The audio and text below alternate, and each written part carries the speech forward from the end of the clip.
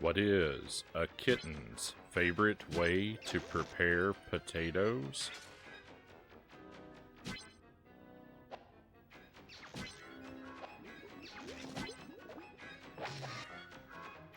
He makes whiskerly fries.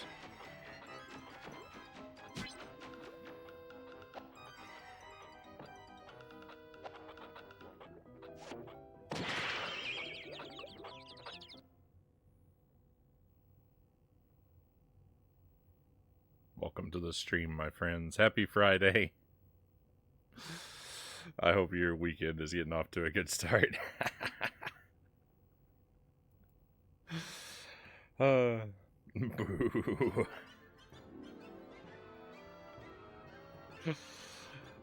Thank you, my friends. Your boos only make my jokes worse. Welcome in, Dead Zergling, first in chat tonight, followed by Buddha Fingers and Master Tuesday. Happy Tuesday. We've also got Lucent Jelly, Chozo Brain, Shadow Archon here. Welcome in, everybody. Thank you very much for being here. Hope you're all doing wonderfully. Master Tuesday is on a 45 stream streak currently. Thank you very much, Tuesday. Thank you very much for your enthusiasm for the stream, for you choosing to spend the free time that you are able with us, and to be here so frequently. My goodness, I came in around 30-40 minutes ago, was lurking while getting stuff done, was worried we'd have no Frownie 3D tonight. Yeah, sorry I'm a little late again tonight, Chozo, but we are here, we are going to play more of this game.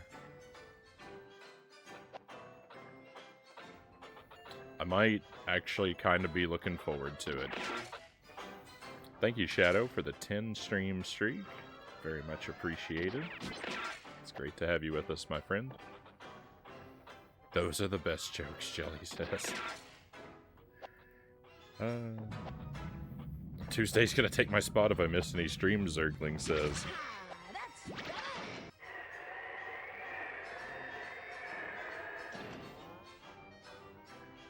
He's hot on your heels. Alright, we had a spin of the wheel. Let me have a sip of coffee real quick. Although I think this is too hot to drink. This is gonna be hotter than anything that comes off the wheel.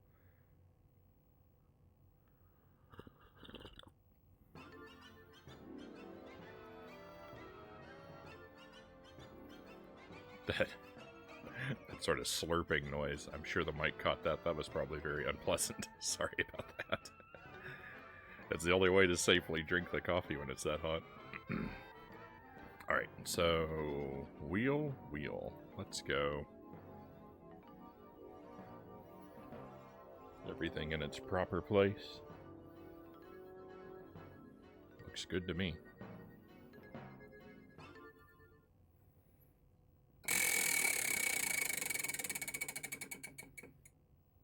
Pistachios, alright. I was actually secretly hoping to land on those. So these are scorpion pepper pistachios, if you haven't been here for them. It says on the package they're extreme. That's what the bag looks like. They've got a nice resealable pouch. Keep them good for a while.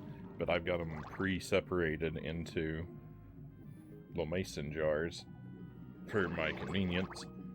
So we've got about a teaspoon of them, and let's enjoy it. They're kind of smoky. They're very kind of like Chex Mix. They have a season. It's not just pepper powder, but it's a proper seasoning mix. And they taste pretty good, and they usually seem hotter than I think they're gonna be. So I probably shouldn't comment on how hot they are. Ghost pepper, maple syrup, chicken and waffles win.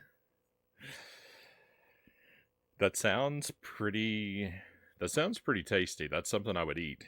But I don't like having perishable things on the wheel.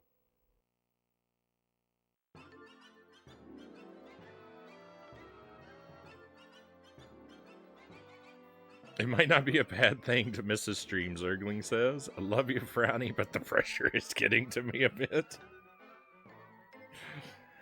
Well, hopefully I'll be streaming for a very long time.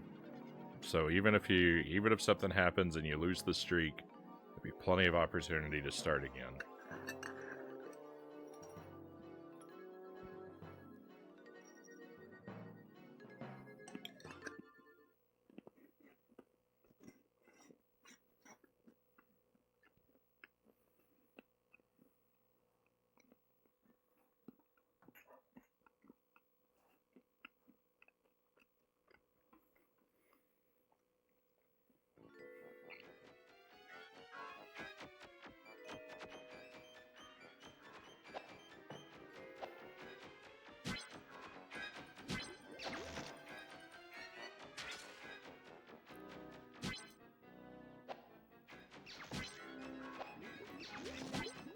You know what? That spoonful of them was not that bad.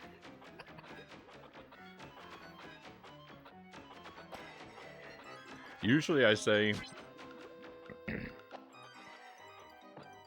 these are not all that hot, and then I eat them, and I regret saying that, and this time the opposite happened. Oh. Once again, they do sit a little uncomfortably in my stomach. Ugh. I hope nothing's wrong with me every time I eat something spicy now off the wheel. Makes my stomach hurt a little bit.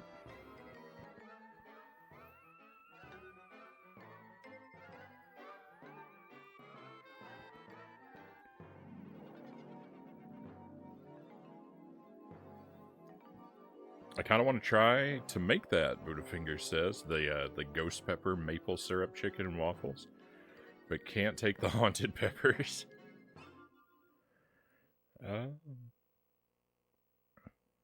Dairy does that to me, Chozo says. I may be a tiny bit lactose intolerant.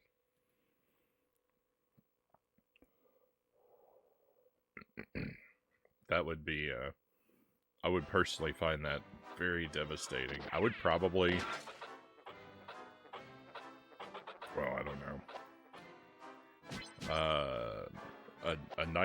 A tall, cold glass of milk is like one of life's great simple joys to me.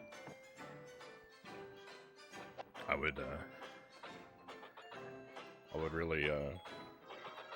really be unhappy to give that up.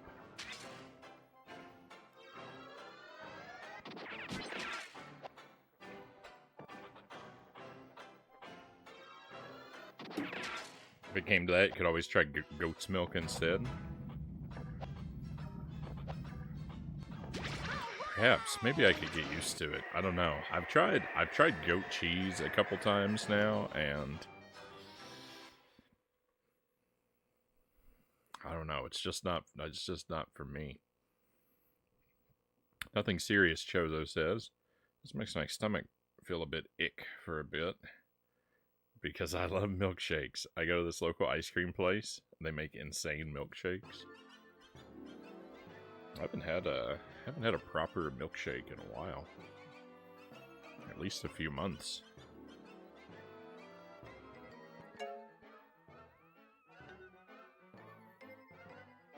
Goat's cheese. Goat's cheese on toast is good for breakfast, Tuesday says. Yeah, just, I don't know. I just can't really get into it. It's a bit too funky for me. Meaning he has improper milkshakes all the time, Zergling says. Oh my. Oh no. What have I let slip? Baked ricotta is an amazing cheese. Put it on flatbread with whatever, Chozo says.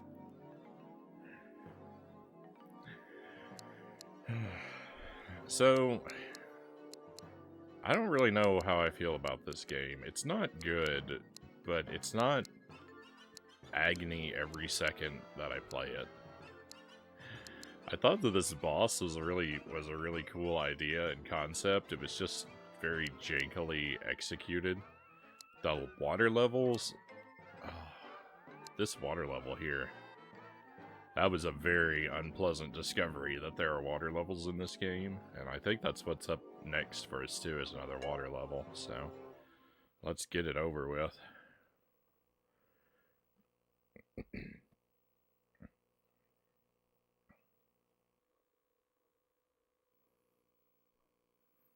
I think I like this game more than I'm supposed to, but I'm still not, like, willing to defend it. Kind of like the purple paneling going on here.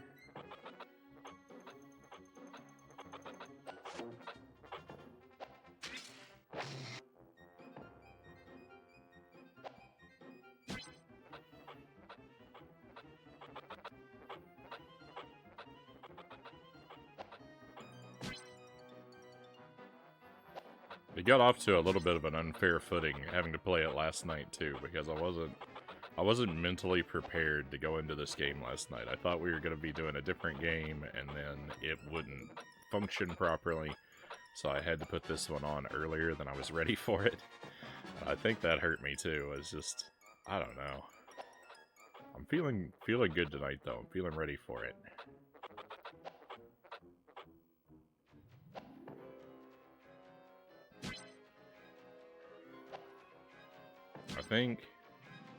I think if I'm able to just take things slow,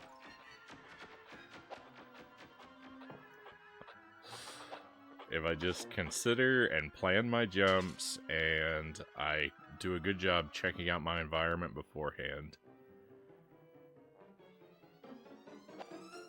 I keep my wits about me, you know, what could possibly go wrong?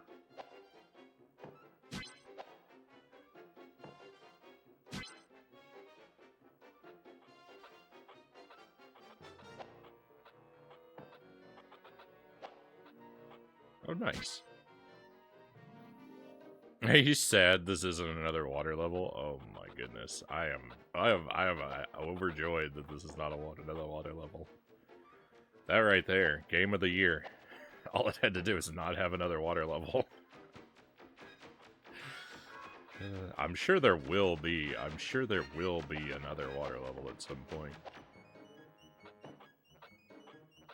I should eliminate this enemy. I noticed him before. This guy gives stupid a bad name.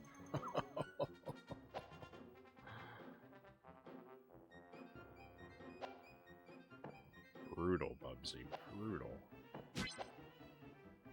Let's go. We're off to a good start. This is a good room so far. Just some pretty straightforward platforming.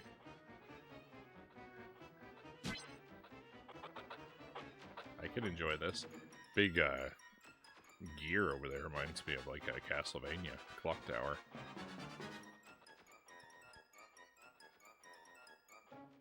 These platforms are not very well synchronized. I don't think jumping from one to the other is going to be an option. Whoa.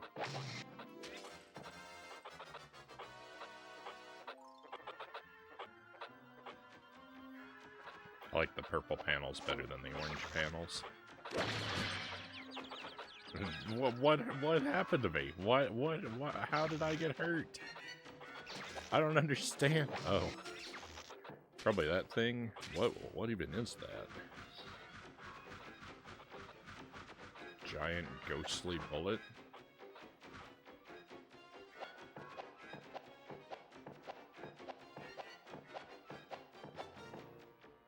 Who's shooting that? Is that you?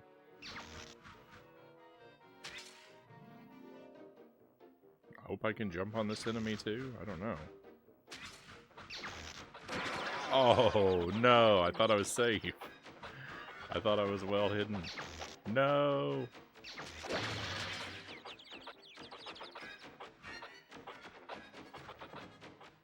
That was the opposite of keeping my wits about me.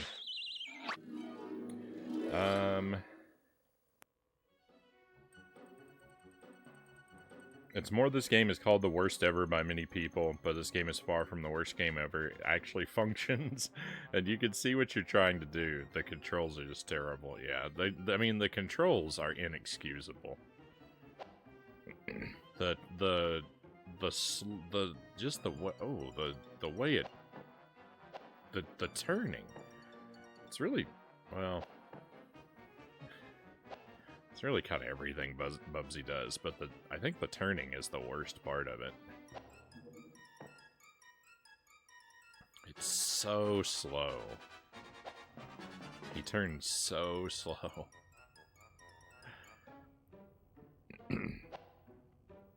It almost feels like I have to treat the game like a 3D cinematic platformer. And I really don't like cinematic platformers. Is it even safe to... I don't think so. I think the black floor is not floor. I think it's open. I think it's pit. So let's not mess with that. But there, I got that guy on my way. Now we can platform in peace. The way it was meant to be.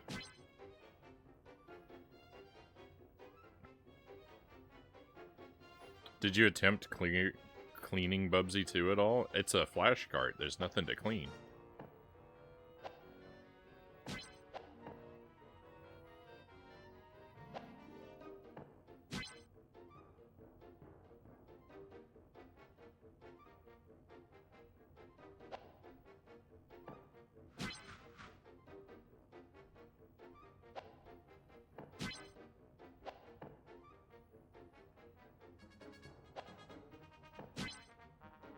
It's either a bad file or an incompatibility with the Game Boy player.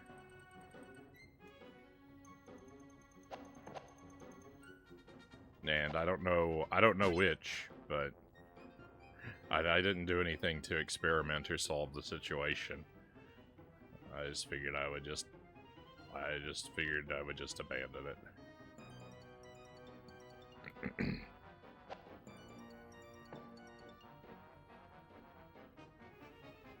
I'm waiting for the best part, Shadow says.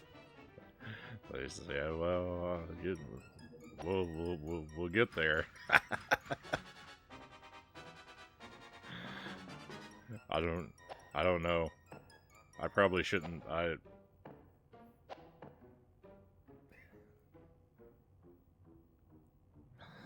I may have some very unhappy times ahead of me, so I should enjoy Bubsy 3D while it's good, I think.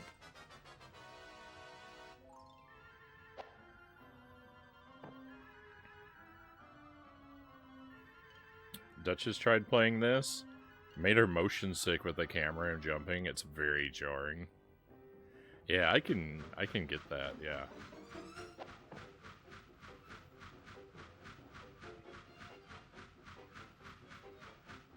I really want to criticize the graphics of this game, Buddha says.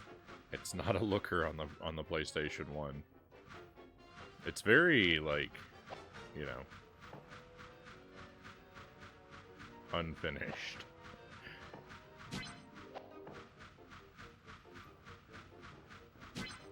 How am I supposed to get this without dying, I wonder? The answer is probably just that I'm not.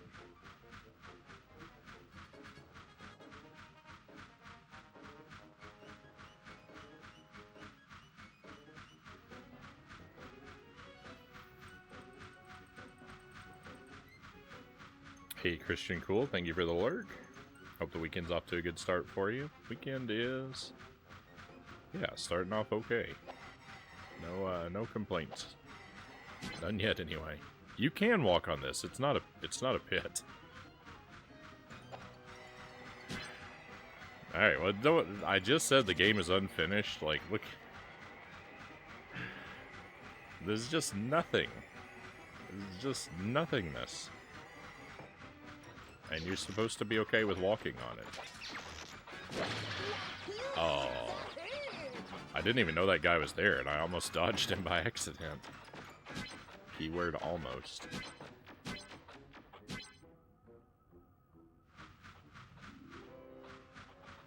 Would have been nice. Alright, let's...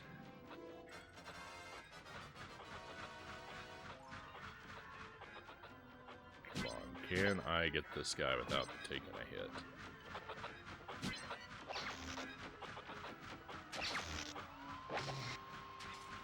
Victory! Let's go!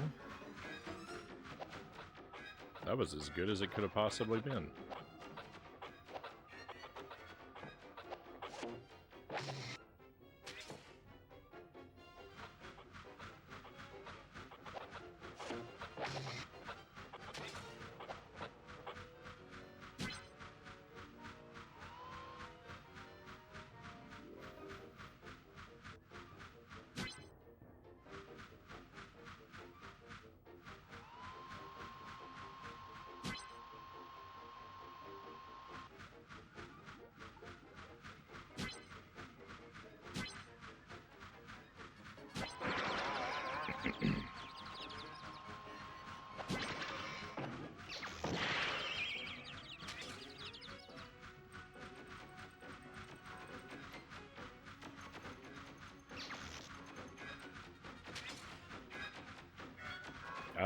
Right on.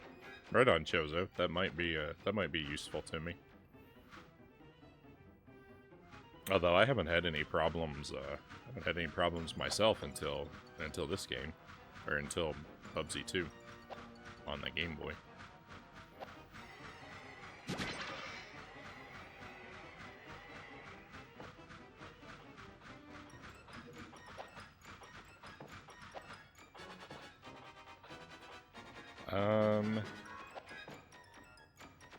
Basically, this game looks a lot less blurry than other PlayStation 1 games for a reason. It runs at 360p instead of 240p. This strained the memory, and they ran out of texture. They ran out of it to texture things. Guess I'd have to go back and try to remember how bad Tomb Raider was, Butterfinger says. This and Tomb Raider control exactly the same. Oh no. Oh no.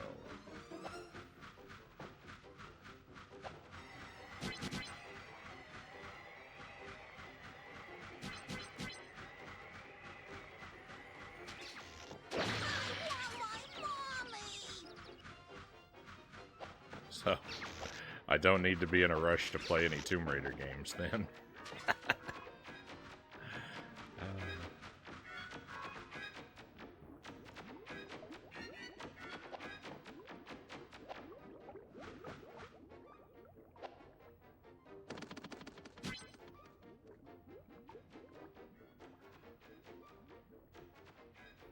I mean, some things have textures, but yeah, most of it doesn't.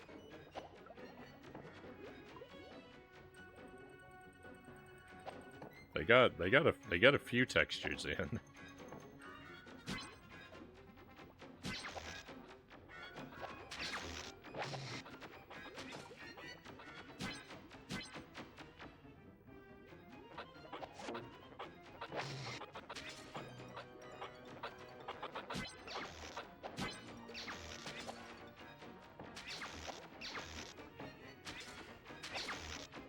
That enemy fires too quickly. I feel like those were some pretty amazing dodges, considering how rapidly that guy was firing at me, and how poorly Bubsy moves. I'm gonna pat myself on the back over that.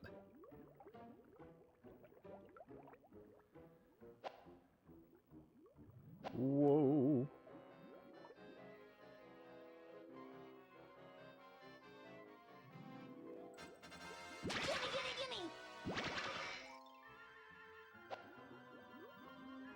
There's a gap there. I can't walk over it. I have to jump. I have to jump.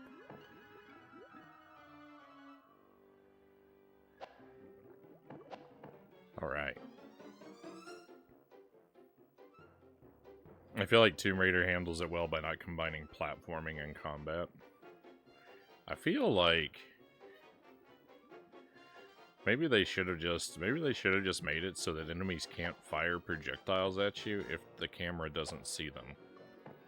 If they're not on screen. I know it would allow you to like cheat a lot of the game by moving in weird ways, but I think you've earned it.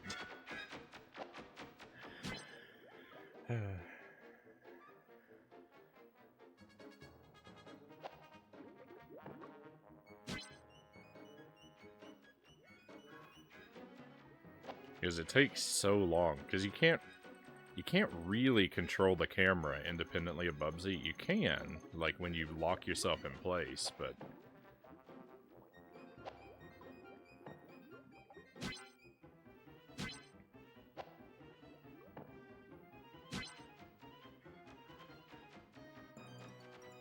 the ability to adjust the camera without moving the character, I think, is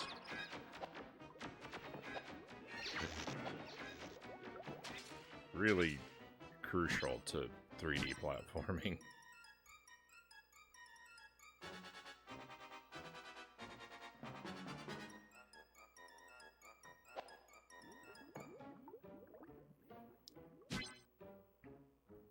Have you fallen through the map yet? I'm kind of expecting it to happen at least once. No, I haven't fallen through the map. I have had weird things happen. I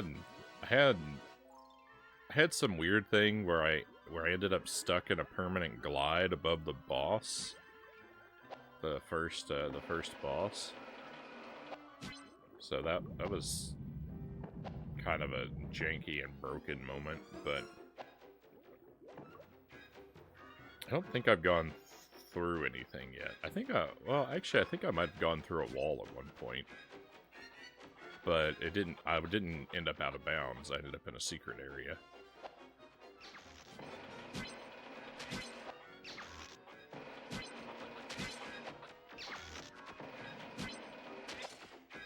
The game's so wonky, it's hard to tell if things are intentional or not. Hop along, Cassidy. What?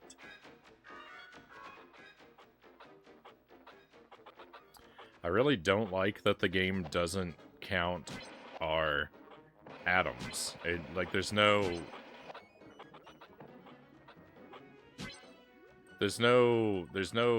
checklist or, percentage for atom collection.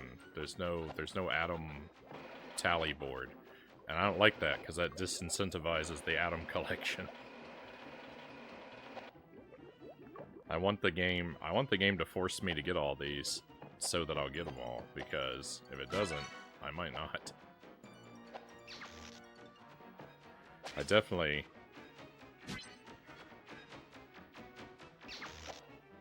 don't want to go back to that,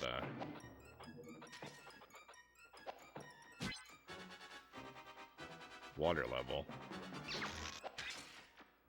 Oh. I always saw them as, like, coins in Mario games, or the yarn in the original Bubsy. Yeah, I mean, definitely don't get every coin. I don't know, they feel... I can't make myself see them that way, though. I see them like the music notes in Banjo.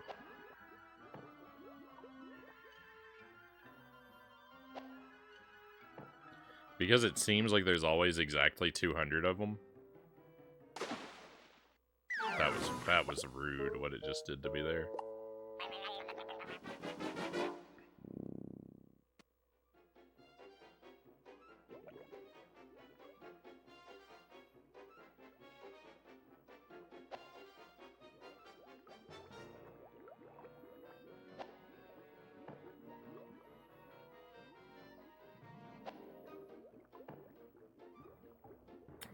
I might have to do it. I might have to buy a second computer for emulation, so that I can do retro achievements for Bubsy 3D, so that I can be forced to collect all the atoms and get credit for it. This might have to be the game that does it to me.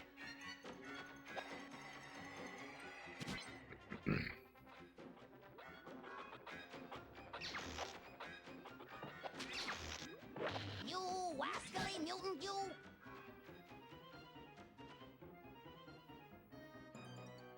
Do they sell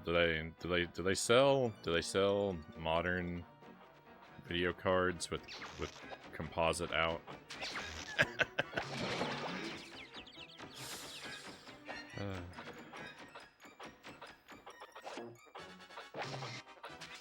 Hey Derek, welcome in. Happy Friday to you. I'm not really serious about that, but I'm also not fully joking.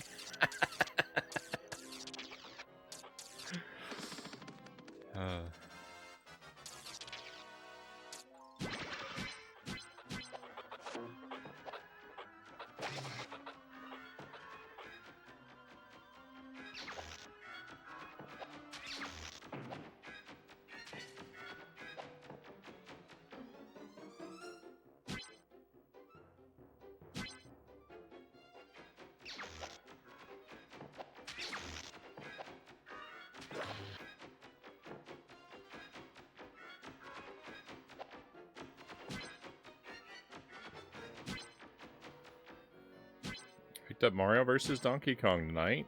Finally found a copy at a Target. A lot of trouble finding one. It was their last copy. Glad you got a hold of it, Derek. I might end up passing on that game myself. I think I would have fun with it, but I don't really want to start up another Switch game right now.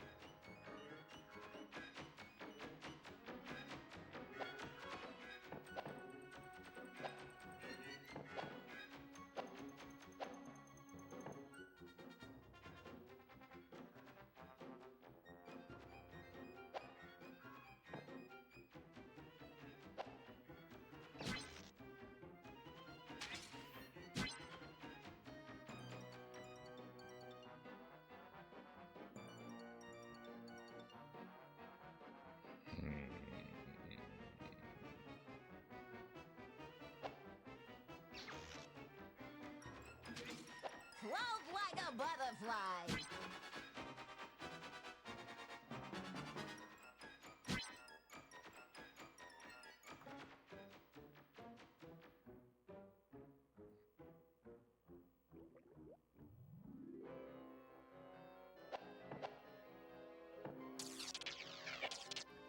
You can get up there.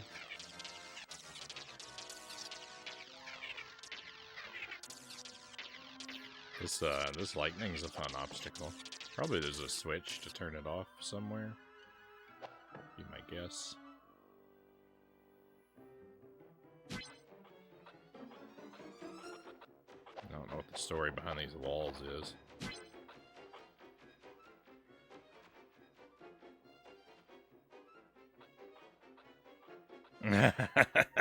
Frownie, on behalf of other people I know that are RA junkies, I implore you to stay the real hardware course. No one needs an RA set for Austin Powers games. Oh, yes, they do.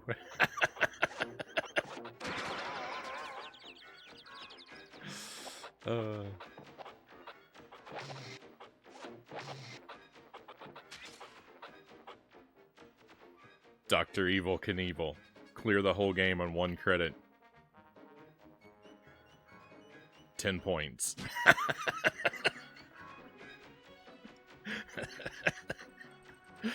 Oh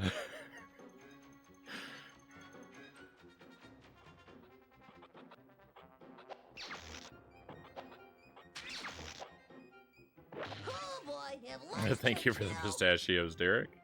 Let me just make sure all these enemies are cleared away, and I'll hide out in this corner and enjoy a snack.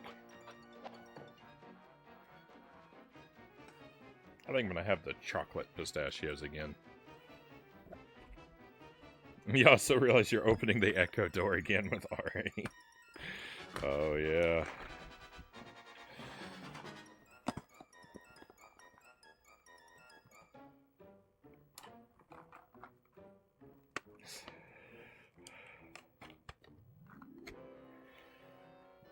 That's a bad door. All right, retro achievements, Derek. That's RA. Oh, let me see. Ever do want a new computer? Look into a laptop at around 1200. You can emulate anything before the PS3. You can even emulate Wii and play a game with mouse and keyboard. Use the mouse as the cursor. It's a pretty hefty chunk of change.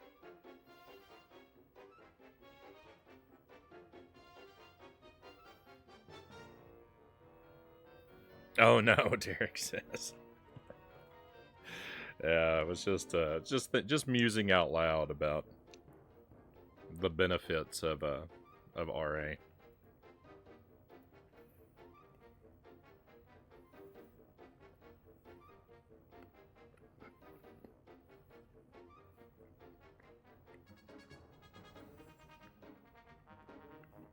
The benefits being that it gives you new and exciting ways to torture yourself. It gives you excuses to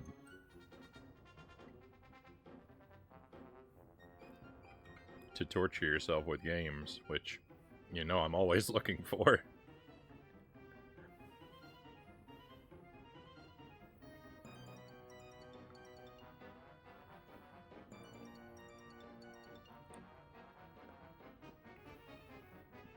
RA sets contain spoilers. Yeah, that's actually a big issue. That's a very big issue. See, I would only be able to chase them for games I've already completed.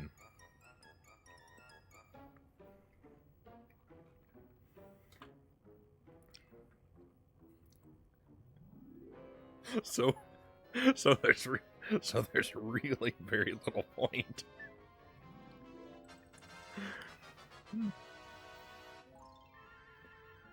Well, at any rate, I don't think it's something I'm going to be really dipping my toes into anytime soon. It's just, you know, it's fun to dream.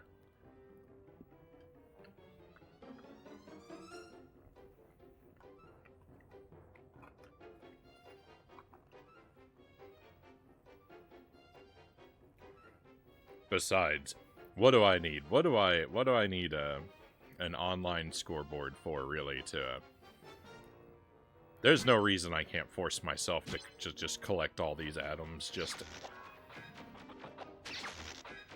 An X-Man. I can make myself do it without outside validation. Hold my own feet to the fire.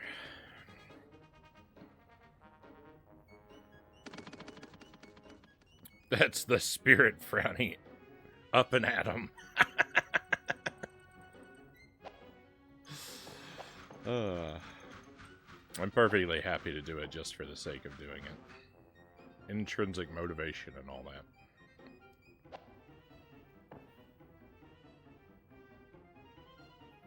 What is going on around here? Where's this supposed... There we go. Where's this platform supposed to lead to?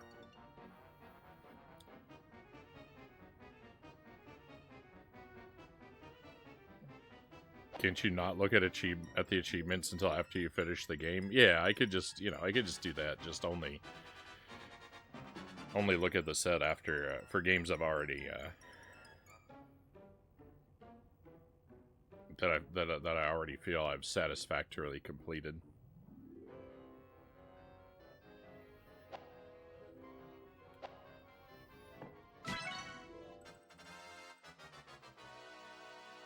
Hey, I think we got both rockets.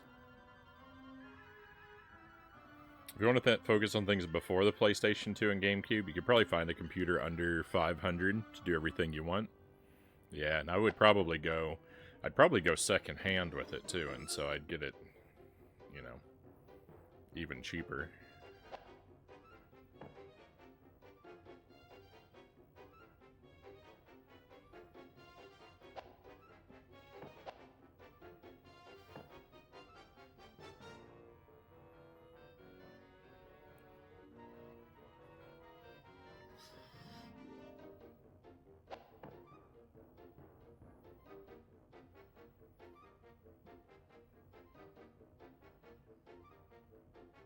Secondhand computers give me PTSD.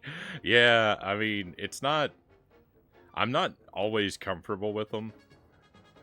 But I mean, the one that I have now is secondhand, and it's worked out fine for me. I just, you know... But that is how I ended up... That is how I ended up becoming a Linux user. Because I wanted to wipe the computer clean and start fresh, so that's how I ended up with Linux. You're worse than my granny. Which has been a mostly pretty good change, actually.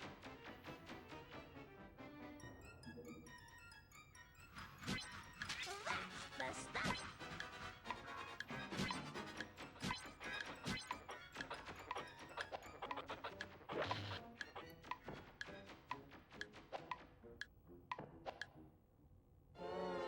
What?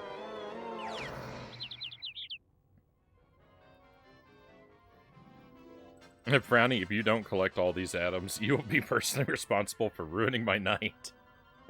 Thank you, Zergling. This is actually only the second stage where I'm on track to have them all. You see, I've got to go back. If we want to actually get all the atoms, I'm gonna have to go back and redo already 4 stages.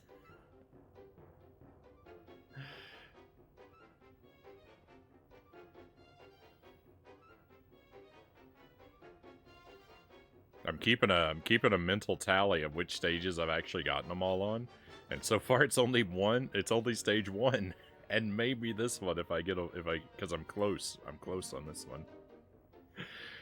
But stage 2, 3, and 5, I failed. Stage 4 doesn't have any atoms. It's a boss.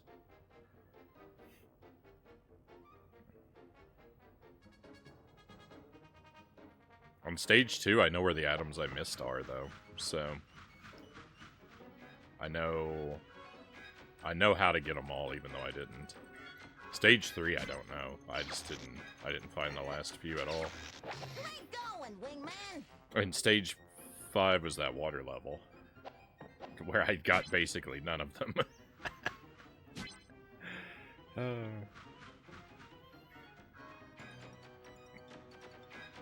Hey, Radia, it's good to see you. It's been a while. Hope you've been doing well. Thank you for joining us for some Bubsy 3D. Why atoms? Why not coins or bananas or rings? You know, why not balls of yarn or marbles? Yeah, I don't know why they went with atoms. It feels like an asset they stole from an Earthworm Jim game.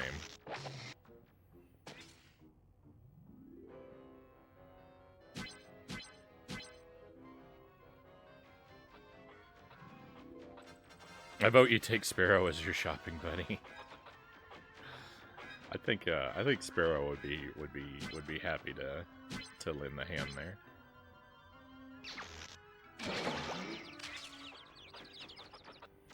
I still find it absolutely amazing you stream from that.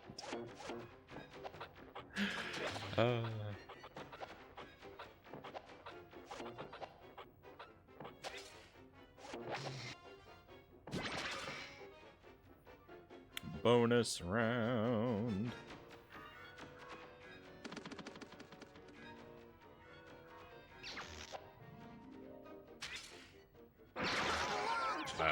That was foolish what I did there. I was trying to be lazy. I thought I could just walk off the edge and land on the guy. That was all my fault. See what I talked about earlier. If they're shooting through the wall. No, that is unacceptable. That is unacceptable. That is not correct. Alright, let me catch up here. I missed a lot of the chat. It looks more like a beta test than a complete product. Yeah, all the missing textures. It looks super rough. Playing Tomb Raider tonight on the Switch. Game is fun but tough, Derek says. Laptop secondhand and I've had it for years. Yeah, I'm in the same situation. Before you make any purchase, make sure you let someone computer smart have a look at it, as people could sell off something with Intel Celeron, which is a horrible line of CPUs. Have a lot of issues doing things. Intel Celeron, avoid that.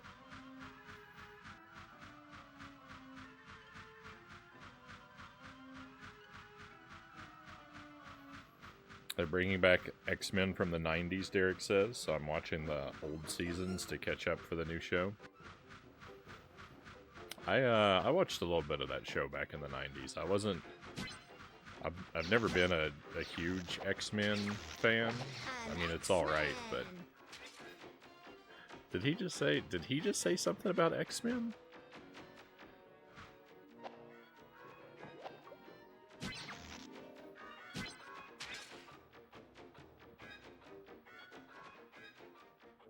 It's fine, but I've never really gone out of my way for it all that much.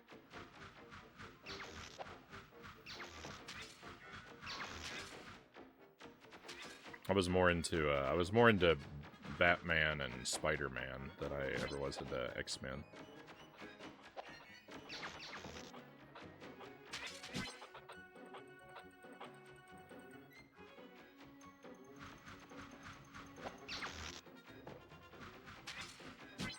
And Superman. And the Ninja Turtles. And the Ghostbusters. A lot of those things. Pain and suffering, yes, say Subject Omega, welcome in. And don't worry, Sparrow wouldn't let you buy anything too jank, maybe. Sparrow wouldn't let me use those headphones from the 70s, so I think we could be confident he'd look out for me. You rascally mutant, you!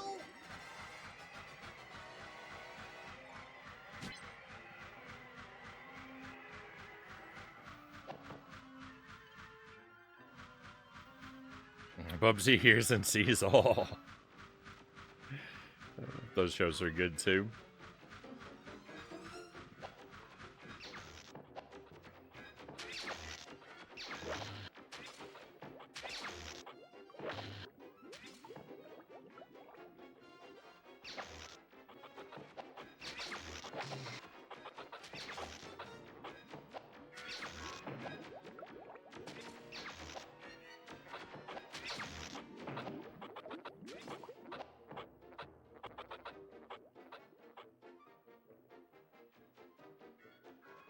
I don't remember if I hit that switch up there yet.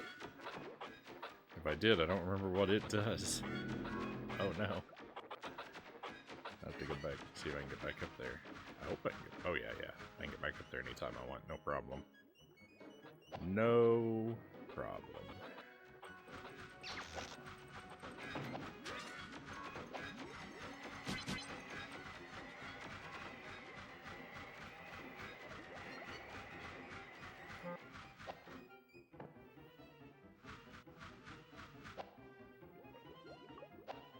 Doesn't look like I hit the switch, it's not moving.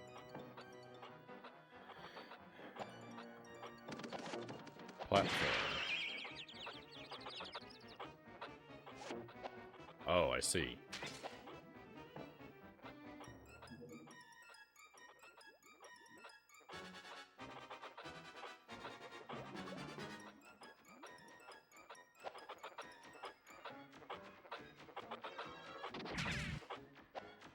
Secret room, let's go.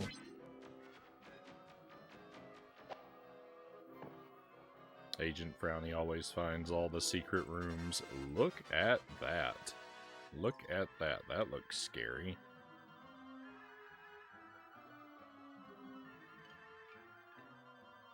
That's gonna be difficult to pull off. No! Where did it send me to? Okay. This is fine. I only missed the very first jump.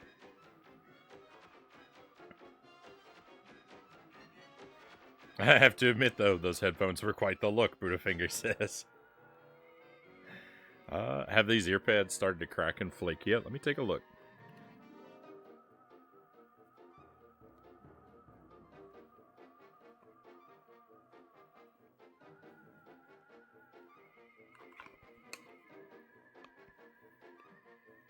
No, they look fine. They look fine, actually. No flaking. They're really wrinkly. They look really wrinkly. But they haven't started to flake yet. I think mostly because I almost always wear them over a beanie. So they don't come in direct contact with like my skin. So there's not as much you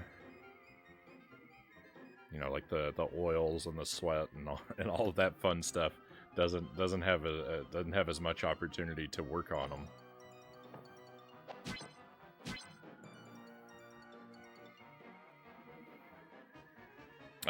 Yeah. They're replaceable where is intended, yeah.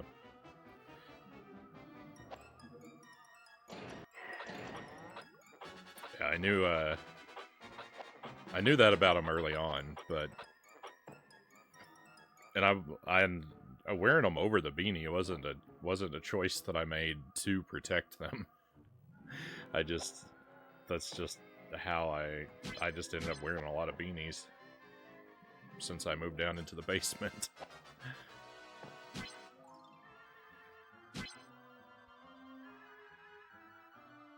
The large exploded. Yeah, everything is replaceable.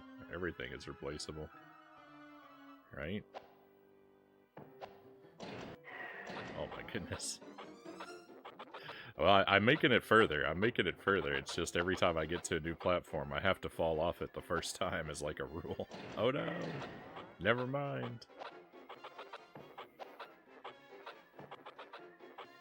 Listen to that soundtrack. Mozart could never.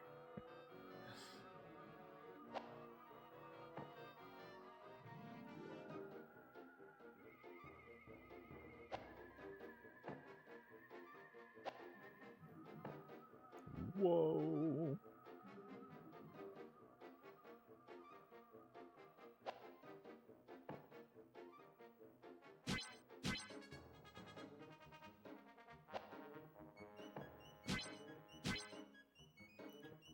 See where this one goes first.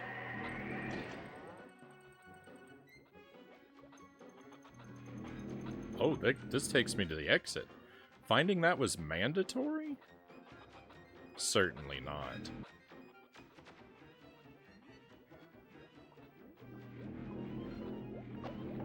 No, I think you can approach this from this other side. Oh my goodness. Oh my goodness. High alert. Maximum stress. I was nowhere near that enemy. I was nowhere near that enemy. I got robbed. Robbed.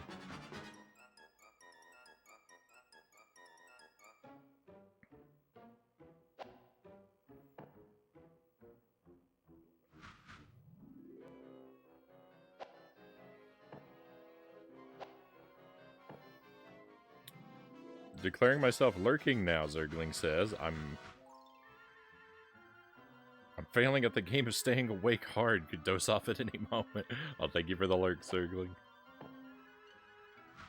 Rest and sleep are important. I can't argue you out of them. As much as I may be greedy for company. Ooh, that's a tricky situation, that jump there. Alright, let's go back over here, because there's another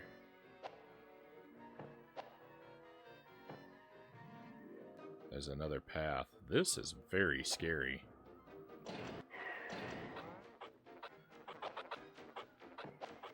Trying to use these UFOs I didn't even get a good bounce off of that. I thought if I was gliding... Oh no! Oh no, we have a limited opportunity. They don't grow back. Oh, they do. Never mind. Let's go. Platforming Master, Agent Frownie, does it again. Except, it only takes us to somewhere we've already been. That's weak.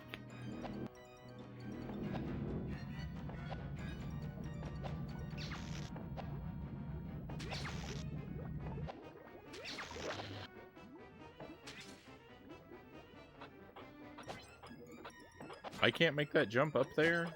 That's also weak. I don't like that at all. I don't think I can get off of here without dying. I saw you get hit, Shadow says. What? I don't believe it. I don't believe it.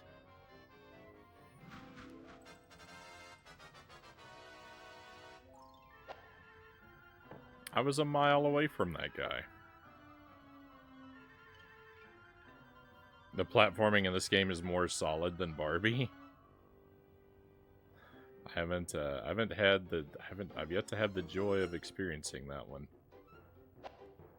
It's definitely on my to-do list, though. After all the fun I saw you having with it, Oh yeah, okay, I have to go in there too. I've gotta make that one happen.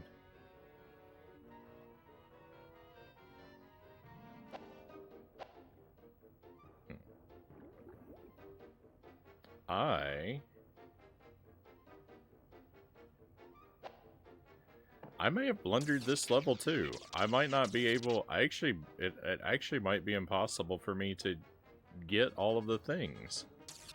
Once again.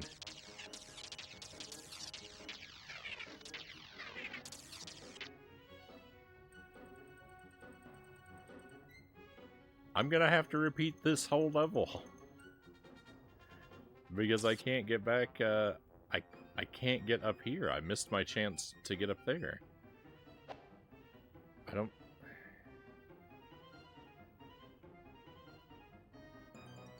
This is very upsetting. But Bubsy can't grab a conveyor belt.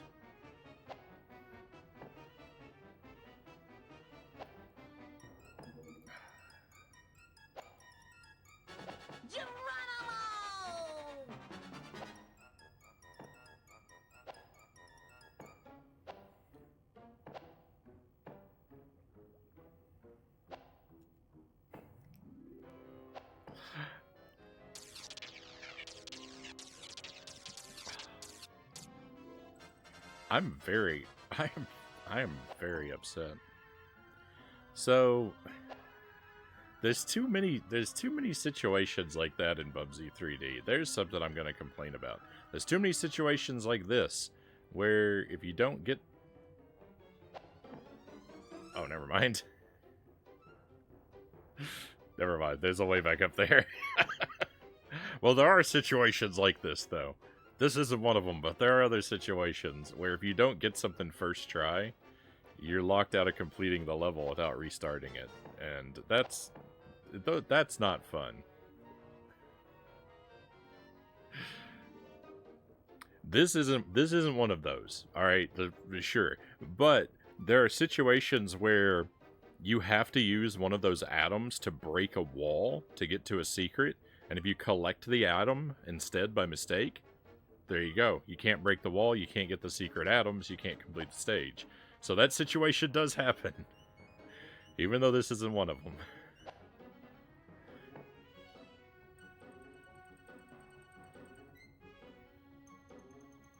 I want to feel bad for you, but it's you who decided to play Bubsy 3D yourself. I did. Bubsy doesn't talk as much as I thought he would. That's so I feel like Bubsy talked the most in Bubsy 1.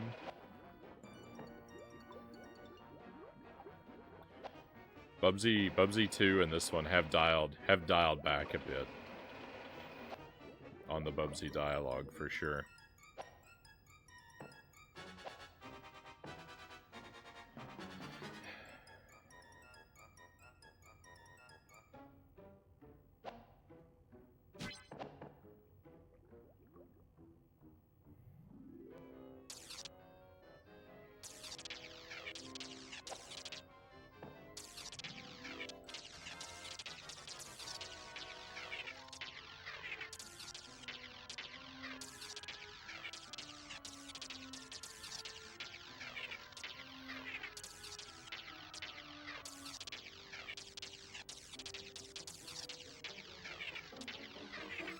I'm not really sure how to get in there.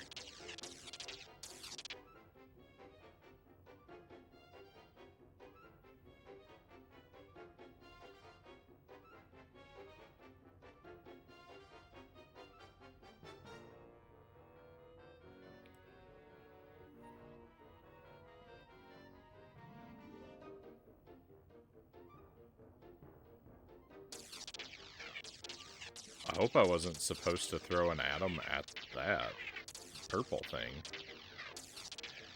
I actually think that very well could be the case.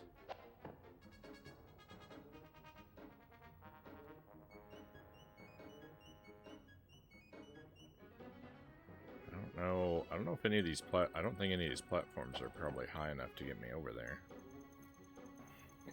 I think I'm gonna have to restart this entire level for a reason other than what I was just complaining about, which is that electricity thing that I didn't manage properly.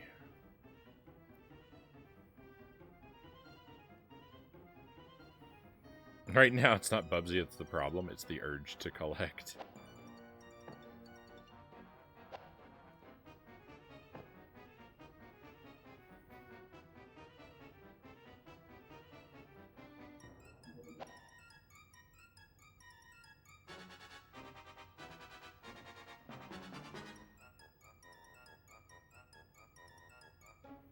I didn't 100% this game, I just,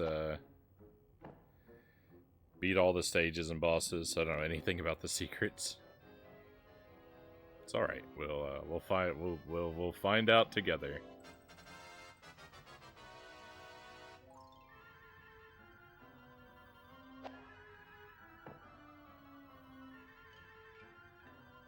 Are we going back to Bubsy 1 for the secrets? Are there secrets I missed in Bubsy 1? I think I'm good with Bubsy 1.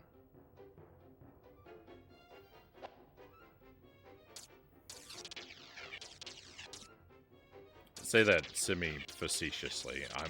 I'm positive there are things that I missed in Bubsy 1. So there is probably an atom right about here, and I should have shot it at that plug to do something to make it go away, and then I could have got through there. But I didn't know that ahead of time, and so now I'm locked out of a whole bunch of things. You would think I could just glide into there, right? But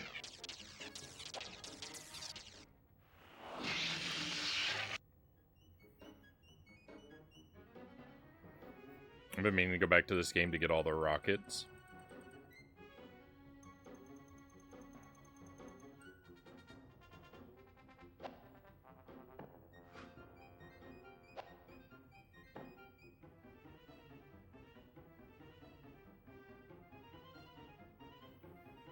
Well, when there's nothing you can do, there's nothing you can do, right? I think I know the solution.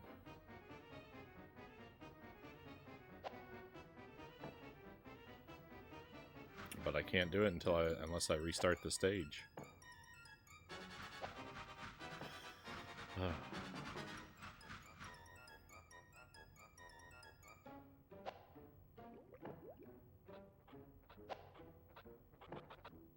A minute ago, I was so up in arms about being put into this situation, and now I'm just defeated.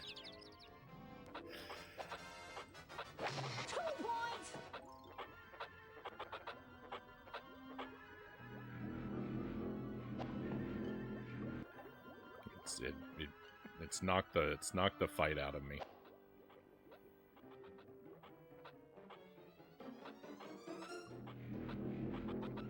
This is so boring and unpleasant to look at. I don't know how you've endured this long.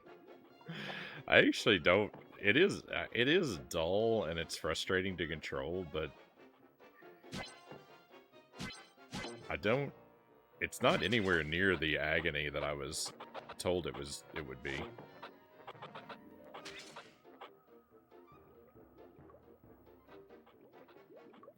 It's much less painful than what I was told to expect.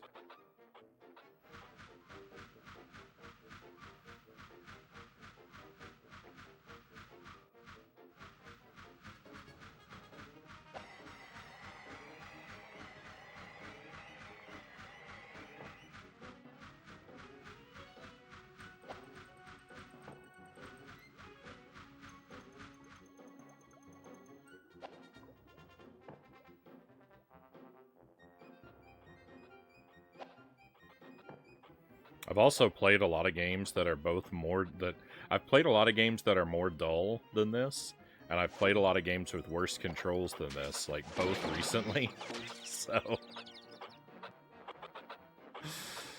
So even though this is the worst of both worlds, I'm very highly like inoculated at the moment. Because those Dora the Explorer games were sometimes aggressively dull, and then, you know, Dr. Evil Knievel was the worst controls I've ever lived with, so...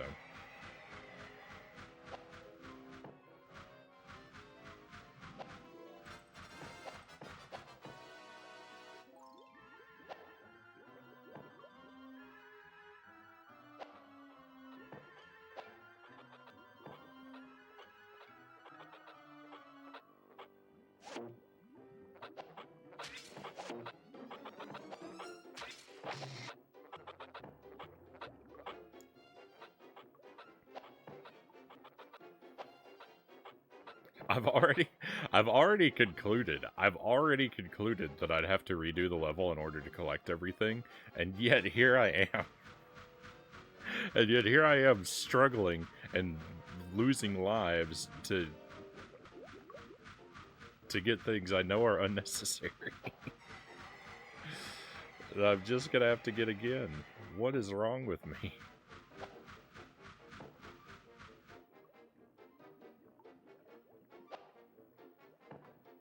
Dr. Evil made me rather want to play this game. Yeah, I mean, I'm more eager to repeat these levels than I am to repeat any Dr. Evil Knievel level ever.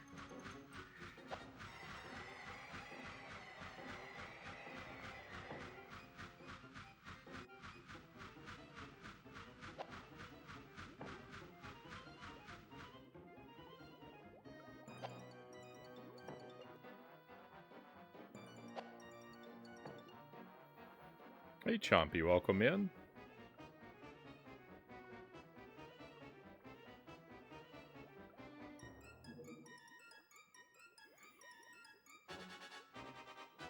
Yeah, checkpoints, or you could fall, or you can easily fall and lose all your progress. That's it's pretty harsh. I haven't run into that situation though myself.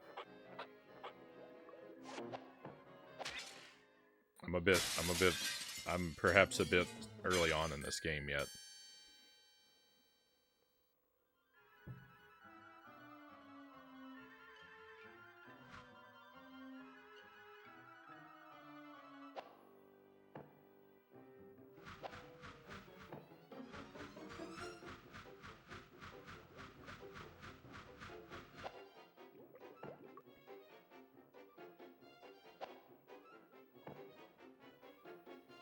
There was a point where I had like, I think there was a point where I had 20-something lives, and I'm down to like 2. This is not good. Look, Ma, no ground.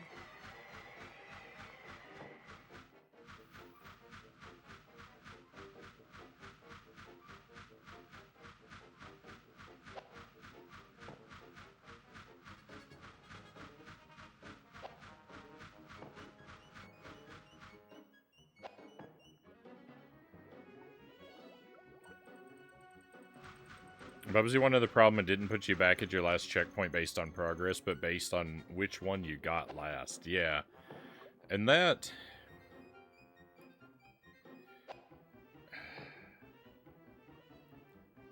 I feel like I know why it works that way, and on very rare occasions that worked to my benefit, because the levels are kind of non-linear, and like if I was struggling with a particular path, it was good to be able to back out and get a checkpoint at an earlier part on a different path.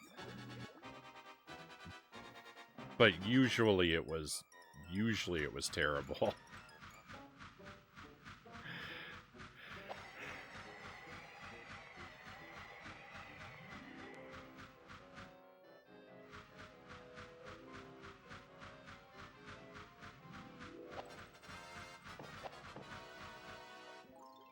Yeah, I haven't ever played a Crash Bandicoot game, so I don't really know what those are like.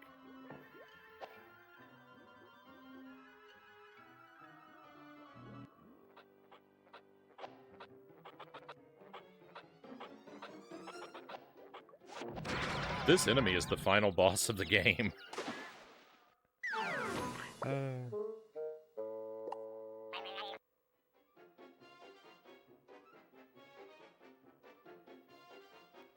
Yeah, it's pretty much tank controls.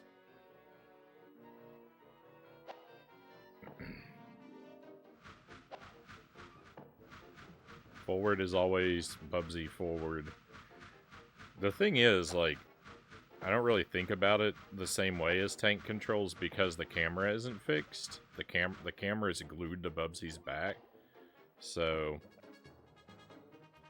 it's not as difficult to manage as in a fixed perspective kind of game. The controls. So even though he does move like a tank, it's not as bad as it sounds.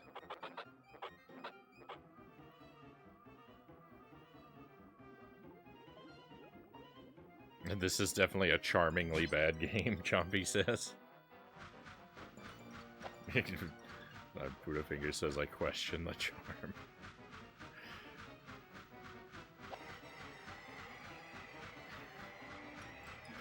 I don't know why I can't seem to handle this enemy.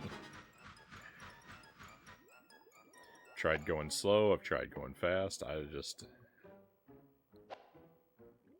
I could just take another path that avoids the enemy altogether, but I want to be able to do it. I'm about to game over. Which, hey, then I'll have an excuse to redo this stage immediately.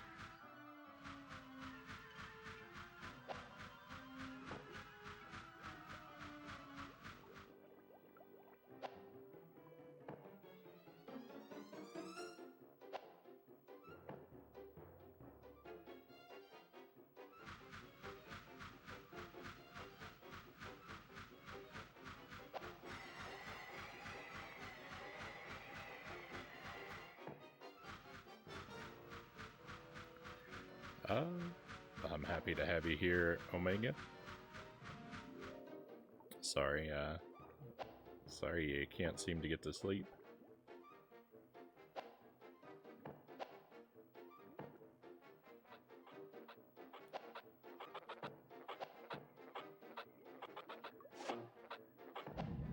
Let's go. Finally. Goodness. So there's 6 more in that area that I don't think I can get to.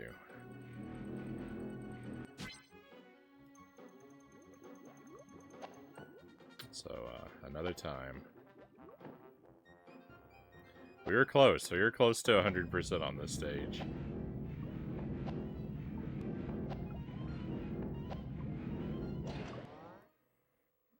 Oh, also, it's not like... While it's like tank controls when you're on the ground, it's not like that when you're in the air. When you jump, the D-pad works more normally. He did. Someone said he was ripping off Bart Simpson last night.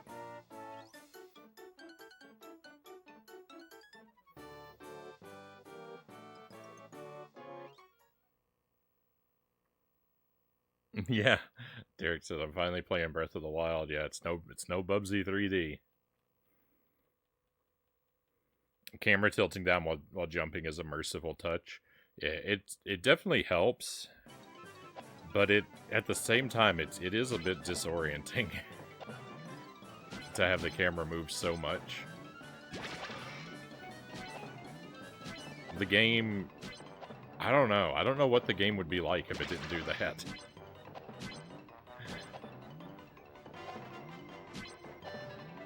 I'm sure it wouldn't be better, but I don't know. It's still tough. It's still tough just to land on anything.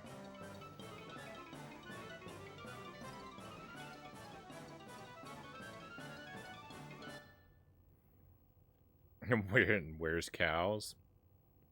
It's Friday night. It's Friday night. We can't have a cows, man. Cows doesn't usually make it on the weekend. Breath of the Wild is massive. It sure is.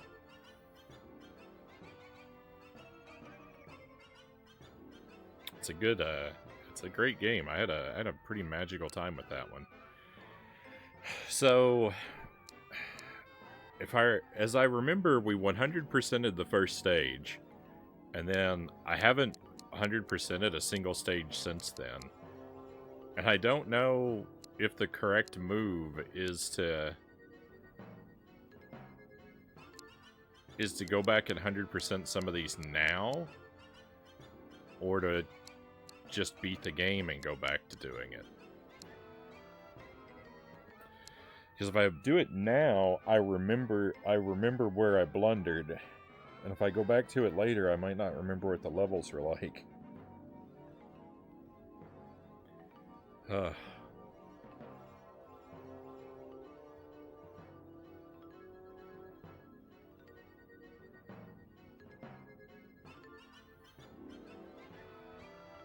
The other option is don't.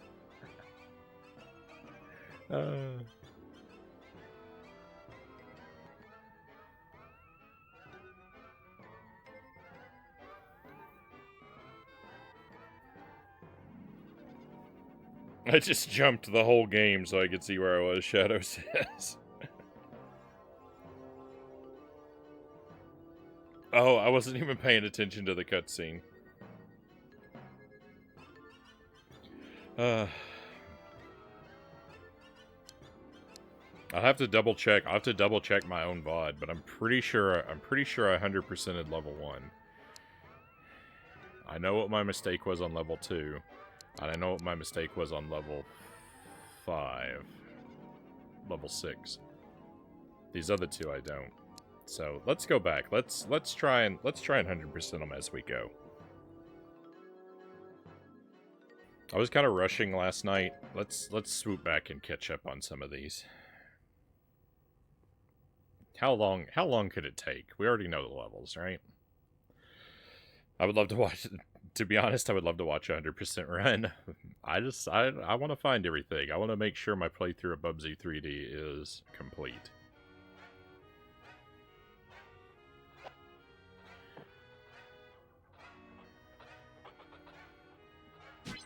Even if the game won't reward me for collecting all these things.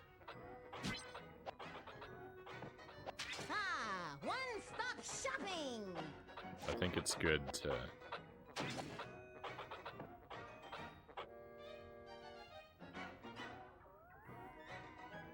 torture myself.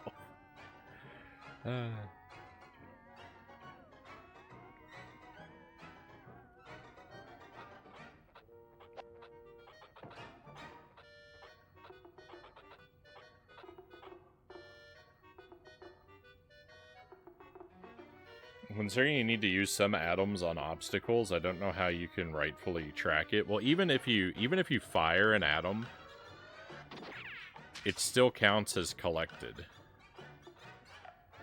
Right, if I grab this and blow it up on this guy, my counter still goes up to 5.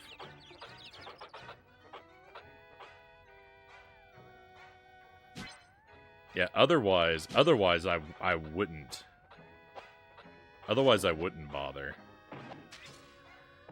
If there were an inconsistent number of atoms per stage, or yeah, atoms that you use for obstacles weren't counted, then I would 100% abandon them.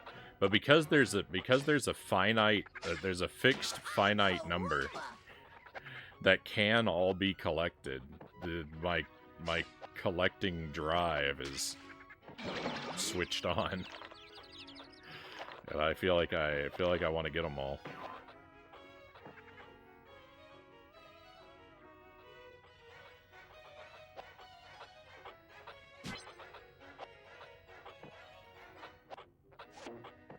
Okay, so I messed this part up on our first pass through here. So as long as I break this wall, I think this is everything I think this is all that I missed our first time.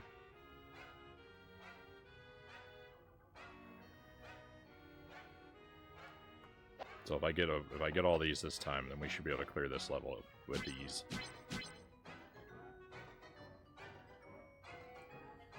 I don't think there's anything else that I could blunder, but I'll be careful just in case.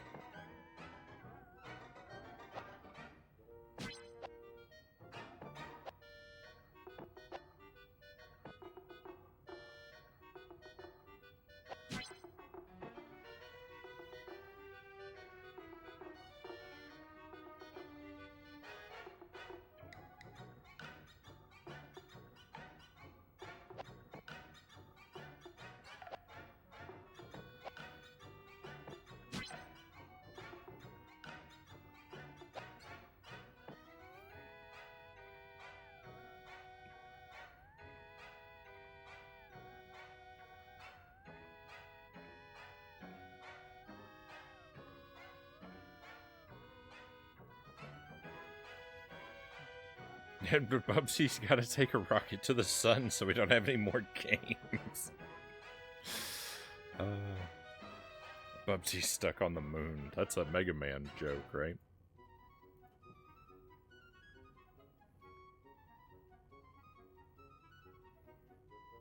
From wool to marbles to atoms, yeah.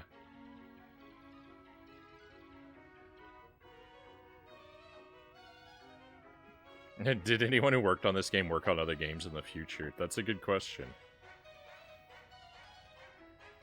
Maybe they did something, you know, maybe they went on to do something great. Is this supposed to be a face on the wall? It is. It's one of the it's like a singular Mount Rushmore for the common bad guy from the movie, or from the game. Hey Natsumi, welcome in. Aren't these game designers wonderful?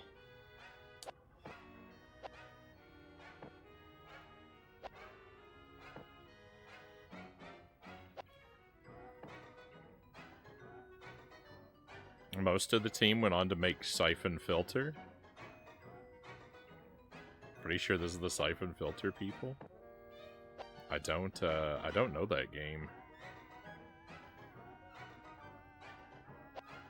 I bought a copy of Siphon Filter 3 recently, but it might be incomplete.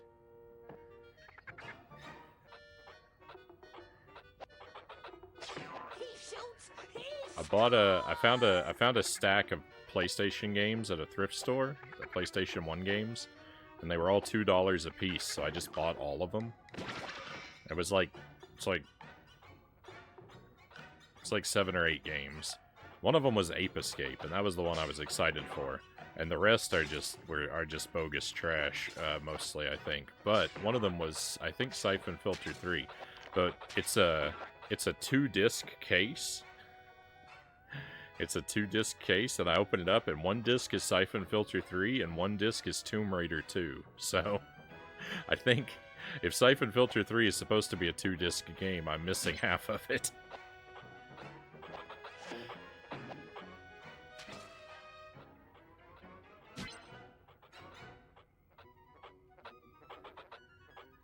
It's supposed to be one disc, but the manual's big? Okay, cool. Wild Arms is like that, so I know that's a thing that can happen.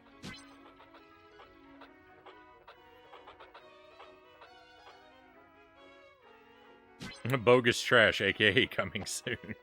Yeah, they're like, well, most of them, they're like, they look like really generic, like, extreme sports games. Like, there's like a snowboarding game and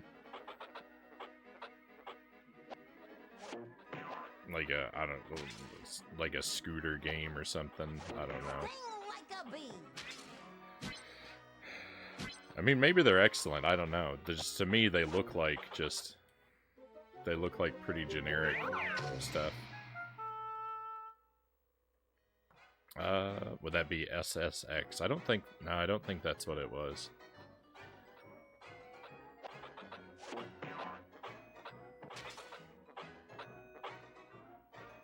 I didn't really examine them very thoroughly because it was one of those where, like, the price was right.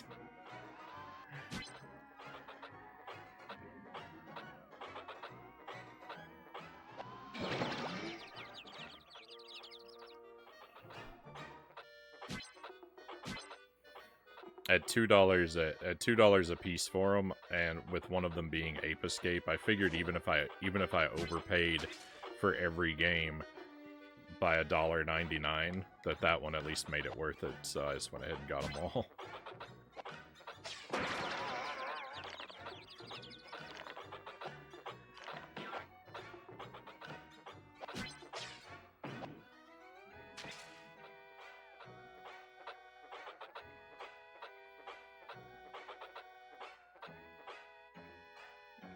This is on PlayStation 1. I'm using a PlayStation 2 to play it because that's convenient, but it's a PlayStation 1 game.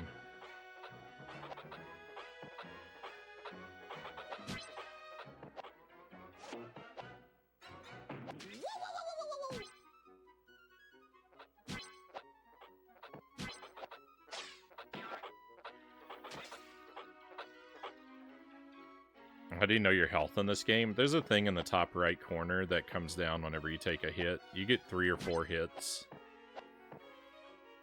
I'm not exactly sure. I'm still not exactly sure how many.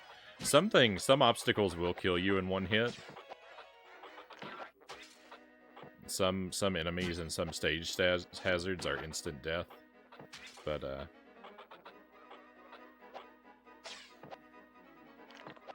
you've got a health counter. It only shows up when you take damage, though. So unless you really pay attention, like I don't really pay attention, so I never know when I'm on my last hit.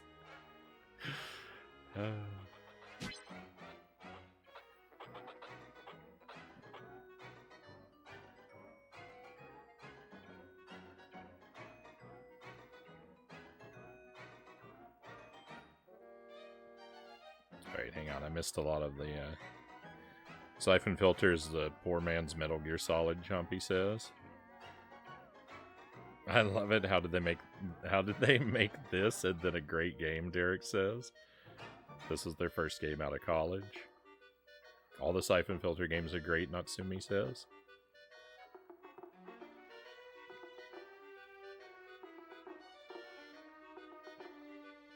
I'm pretty sure they played Mario 64 during the develop of this, which must have been confronting.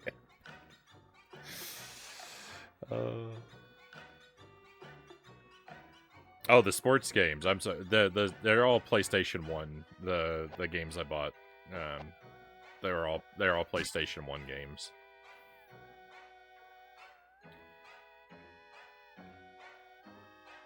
Tony Hawk's Pro Skater really took off on PlayStation 1, and then snowboarding games got super good, Buddhafinger says. Took me a minute to work out that acronym. But I got it. If this is a PlayStation 2 game, it would be shameful. Ooh, Animal Crossing. Nice. I hope the sleep thing works out for you, Omega. Thank you for joining us, and have a wonderful rest.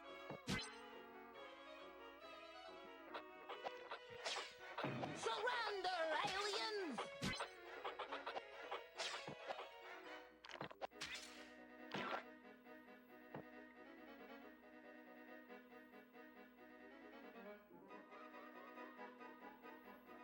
This game, despite coming out after Crash Bandicoot and Mario 64, was being developed before either.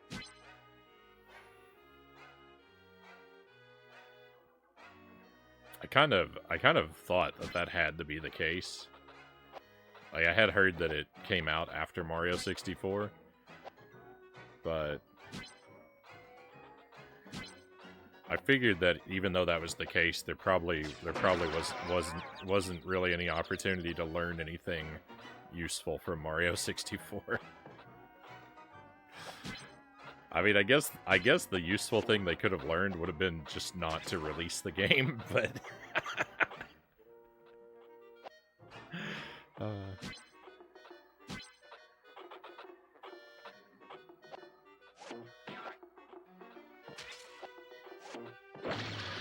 but then we wouldn't be having all this fun. Jersey Devil is an okay platformer. They didn't have a frame of reference for good 3D platforming design yet.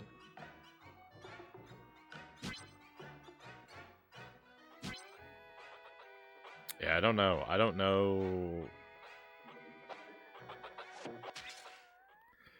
Mario 64 is probably my first 3D platformer, so I couldn't really say.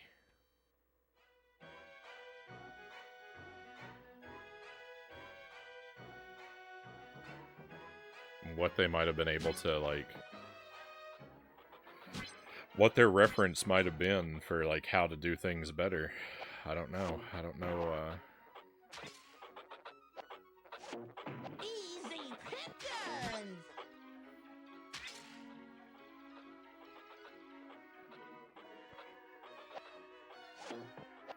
This may very well be the first 3D platformer I've played that's, like, you know, that was made in a pre-Mario 64 world. I don't know.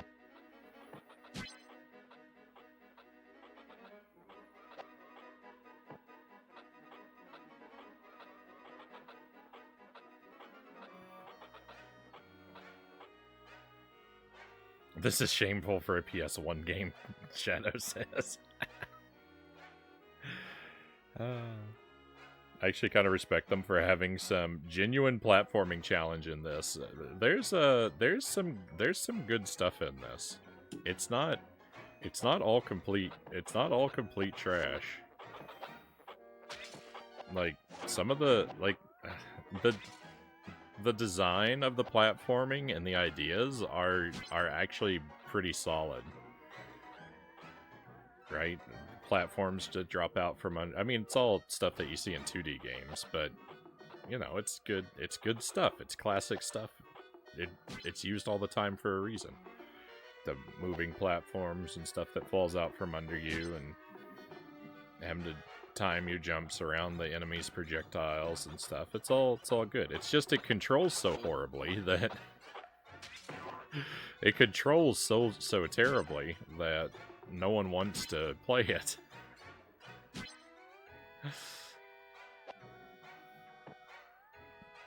And you can't really be blamed for that. But I mean, it's not like it's incompetent in all of its features. It's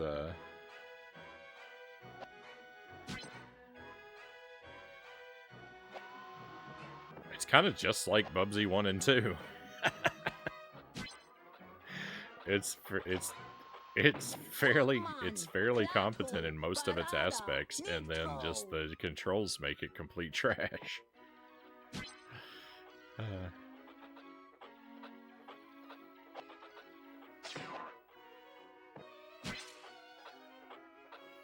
I like the first boss too. The boss of the first world is actually really great.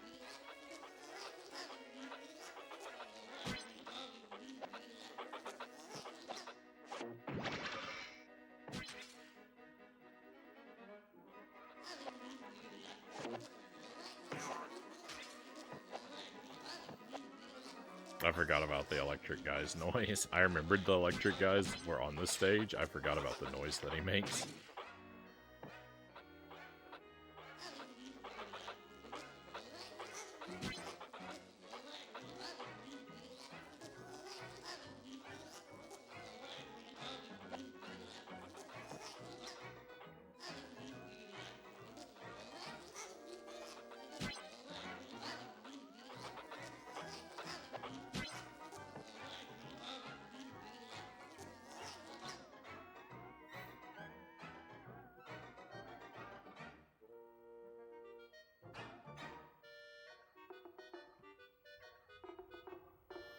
How could you spend so long on this and have it be so this, Buddhafinger says.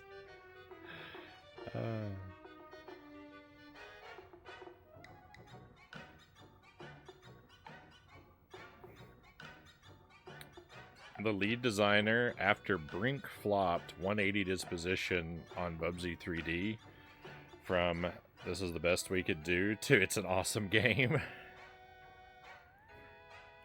Crash 1 and Mario 64 define 3D platforming.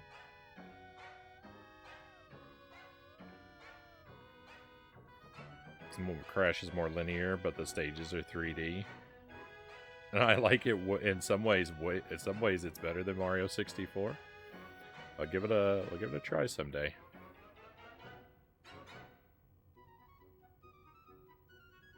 Yeah, the idle animation is great.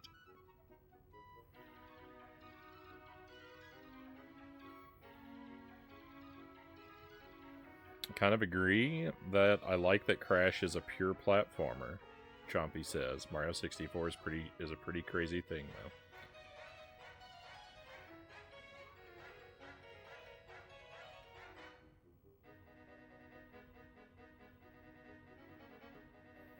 I'm glad I ended up getting a PlayStation 1 really late in its life. I got the classics mostly. Only weird title I had was Pandemonium, which I think is a great game, though it's weird.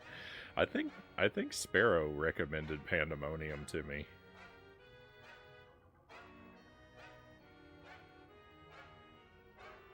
I said a lot trying to defend / forgive Bubsy 1 and 2, Buddhafinger says.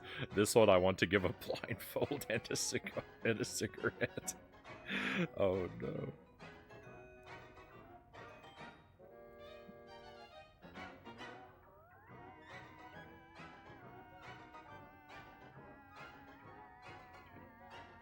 I actually think the concept of a slow, kind of clunky platformer has potential. I mean, a lot of the platformers I like are slow and kind of clunky, right? Castlevania and Splatterhouse. I love those games.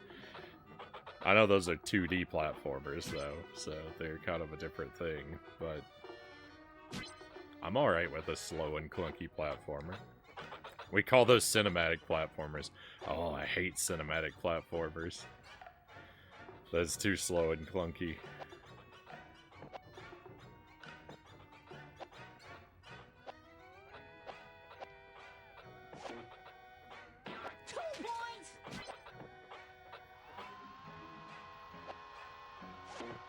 To say I hate them, I think might overstate my position a little. I'm still a little undecided. I've only finished one. I've only finished one cinematic platformer, but I had some real bad times with it, so.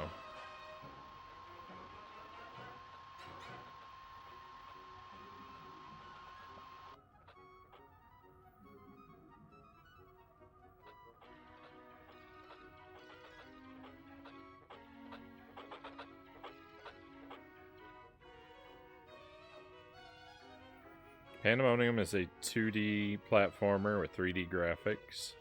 It's a hard game that doesn't really feel cheap. Never worked out the bonus games in it, though. I'm still waiting for the 3D game that captures the appeal of the NES Castlevania.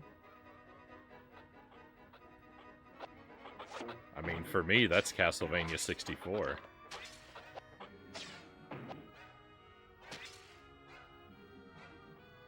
I love that game.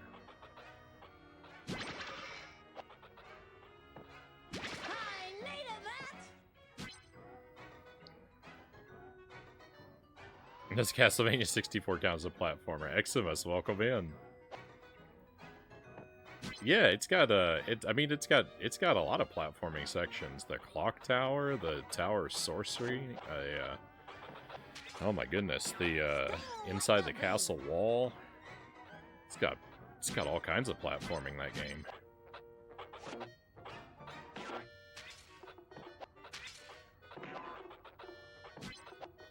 And it's slow and clunky platforming.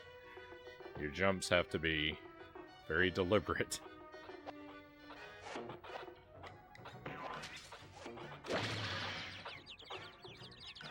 You can kind of move quickly once you get the hang of it, though.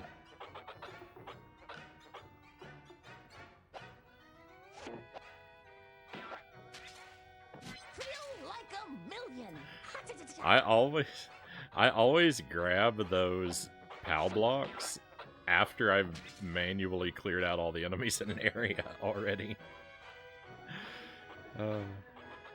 I waste every one of those. Pandemonium isn't a cinematic platformer. Oh, no. That was, I think that was just in reference to the idea of slow and clunky platformers, not Pandemonium in particular. Yeah. Pandemonium's a cool platformer. Also a unique example of Japan completely altering something for their region instead of vice versa. It's called Miracle Jumpers in Japan, redone to be more anime-esque. I like 2 cinematic platformers, the first Oddworld and Blackthorn, Chozo says. So Oddworld is the only cinematic platformer I've seen all the way through. And I didn't love it. I kind of want to play it again to get the I got a bad ending. So I would kind of like to play it again to try and get a good ending, because one of the things about Oddworld is I think you have to play it twice, because it doesn't teach you some of its fundamental mechanics until really late in the game. And so I would like to play it again because I would like to see how different it is to go through the first part of the game knowing what I know from the later part of the game. And I think that they want you to do that, but I mean, they must. They must. Why else? Why would they hold off on teaching you so much about the game like they do? I actually don't think this is supposed to be the entrance to this area, but it works. Oh, that's not where I thought I was. Hang on. Uh-oh. There might be more to this stage than I knew about. We may be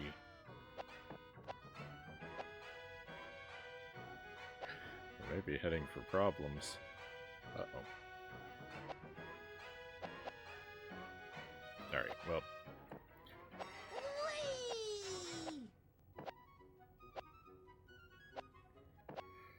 I know you could do this. There we go. I mean, I don't see anywhere else to get in here from. Oh, that probably breaks open right there.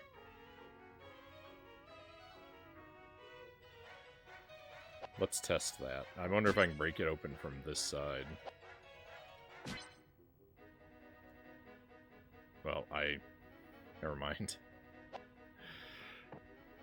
I collected the thing.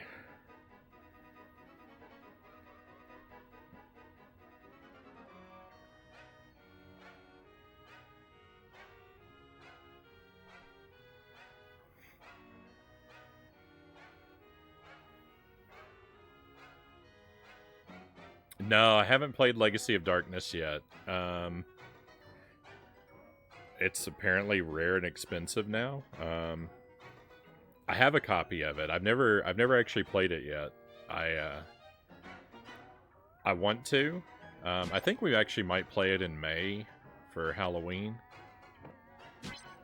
We celebrate Halloween in May on the stream. I think I'm gonna do Legacy of Darkness then. I've held off on it a long time because I really love Castlevania 64. And I kind of wanted to do everything that Castlevania 64 had to offer first, which I'm kind of at the point where I've done that. I mean, I've beaten the game with both characters on both difficulties, so... but, I mean, that's really what I wanted to do with it. I could go crazy and try to do, like, no-death Castlevania 64 someday.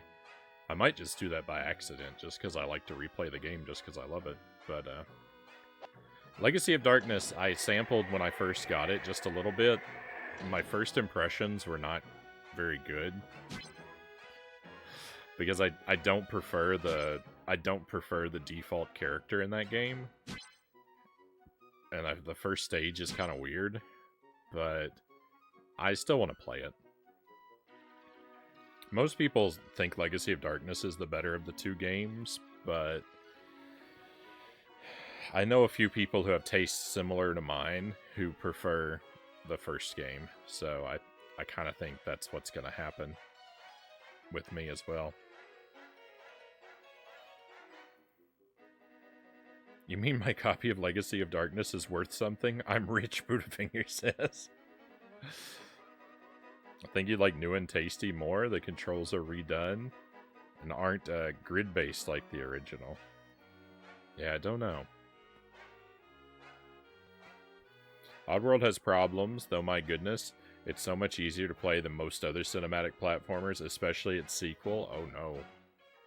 See, I have a lot of the Oddworld games. I kind of thought, like, if my first playthrough of Oddworld had gone better, we would have ended up playing some of the other ones by now.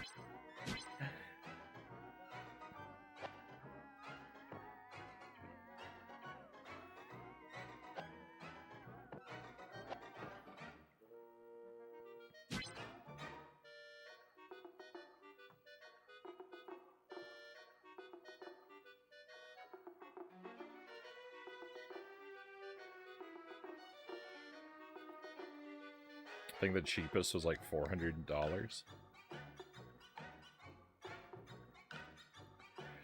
I was a kid when Oddworld came out. It was fascinating, and I'd never seen anything like it. Also, the graphics and humor, being able to randomly fart on your friendly Moodawkins as a kid was funny. I think I prefer watching people play cinematic platformers to playing them, Chompy says.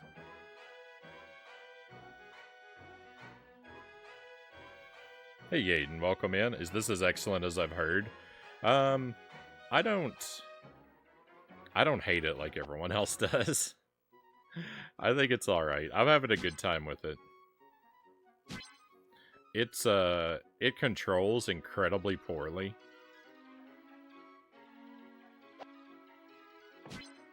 If you can get over the controls, you can have an okay time with it. Ooh, what a rush!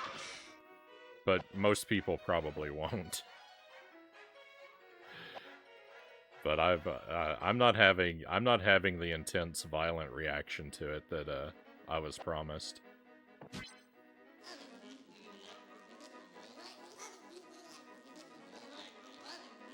I think it's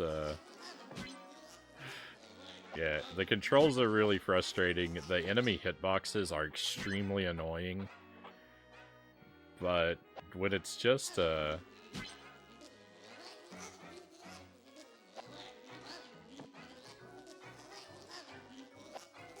I'm just walking around making jumps and picking up things, it's not that horrible. Maybe a little dull too. It gets a little dull because the world is so empty and huge.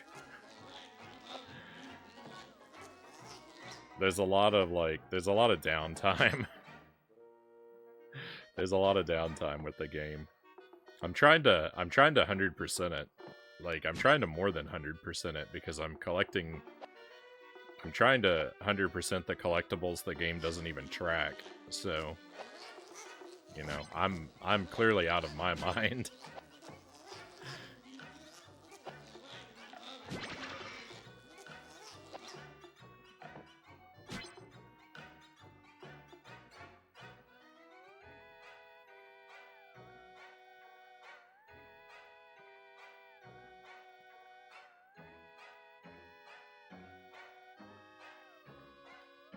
Over time, people have been kind of divided on which of the Castlevanias is preferred. Yeah, I pretty overwhelmingly hear that Legacy of Darkness is the better game. First served.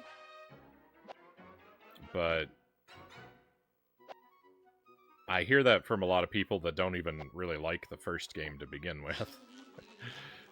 And yeah, I don't know. I've got friends who have played both who like I said, our tastes kind of line up, and pretty much tell me that they like Castlevania 64 better, so I expect I'm probably going to stay in that camp. Oh, that's fine. I didn't even need to go up onto those onto those platforms because I already got the rocket and there's no things up there. There's more stuff to do in Abe's Exodus.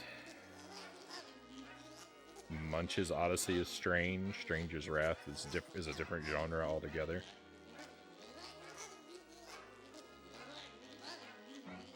If you have Munch's Odyssey, that's not a cinematic platformer. It's a 3D puzzle game, and most fans hate it. I personally love Munch's Odyssey, Chozo says. Stranger's Wrath is like a third-person action game. I hate the Bubsy remakes more than this. Natsumi says. Is it just collecting Jimmy Neutron logos? That's mostly what I'm doing now, Yaden. So it's big open levels like the atoms that I'm collecting would be like the music notes in Banjo-Kazooie. And there are also rockets that you have to look for, which would be like the puzzle pieces in Banjo-Kazooie. Kind of. Like, they're the big, important collectible. But there's only 2 on every stage, and they're kind of well hidden, and you have to solve puzzles to get to them, typically. So, like, they're the important ones that the game tracks.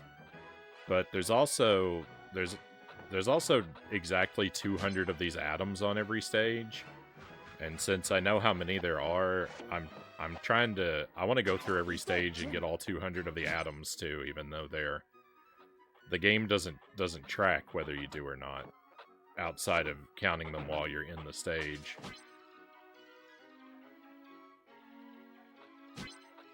But I want this to be, you know, a super exciting, thorough playthrough of Bubsy 3D, so...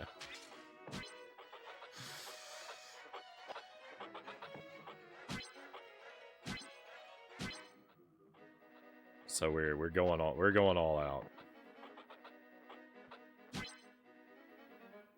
Which means I have to repeat stages. Which is the most exciting part. That I'm doing stages I've already done. Because you can't always get all of them on your first try if you don't understand some of the puzzles.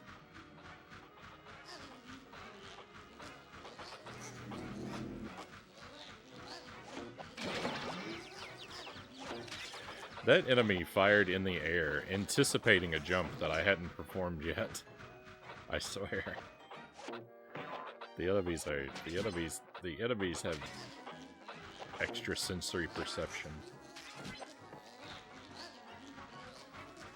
Is Bubsy getting tased? That's not Bubsy, that's the sound of the electric guy. It's confusing because it's the same voice, but it's not actually Bubsy making that noise. It's this guy over here that makes that noise. I thought it was Bubsy at first too. I was really confused. I think I said when I heard it the other night, I think I said, why is Bubsy singing along with the background music and why is he so bad at it? I think that was exactly what I said.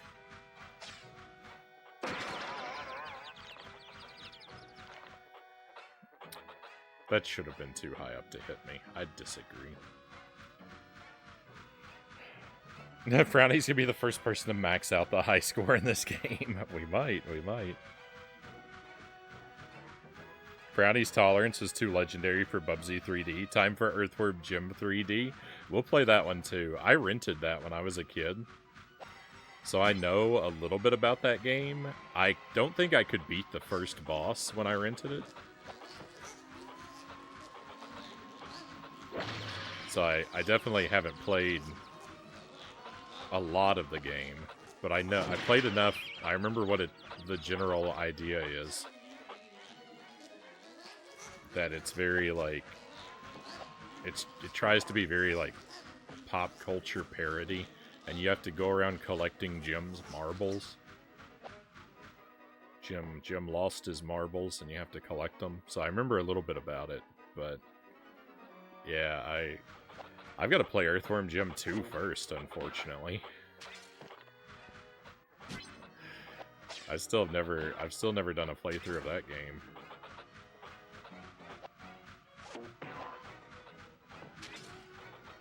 And I don't like Earthworm Jim 1. So I'm not looking forward to Earthworm Jim 2. I feel like most people like I feel like even people who like Earthworm Jim 1 don't like Earthworm Jim 2, so... And I don't like the first one, so I know I'm in trouble.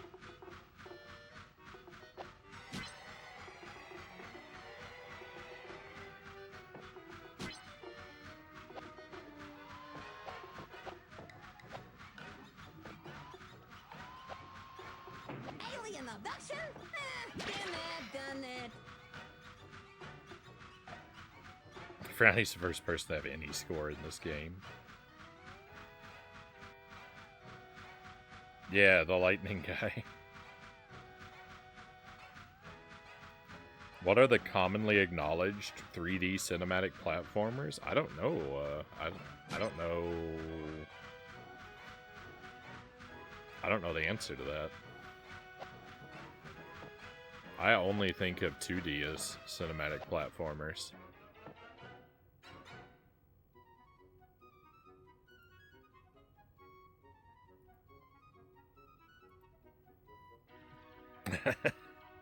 I technically didn't beat it, Chozo says. I got to the final stage on stream, though did the final level off stream after rage quitting and being so salty. I'm not as good of a gamer as Frownie, except the Souls games, so I believe in him. Well, thank you, Chozo.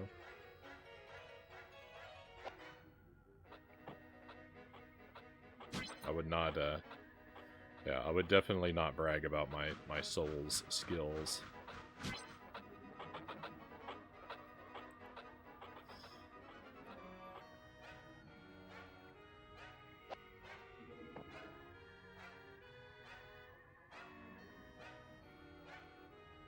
Unless we're going head to head in a crossbow challenge. That's the only thing I'm good at in Dark Souls is the crossbow.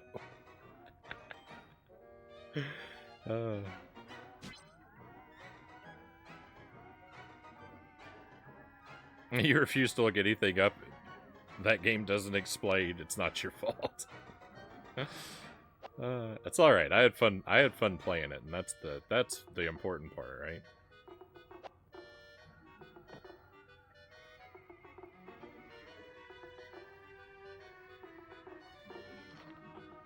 It doesn't matter if I was horrifically bad at it the whole time.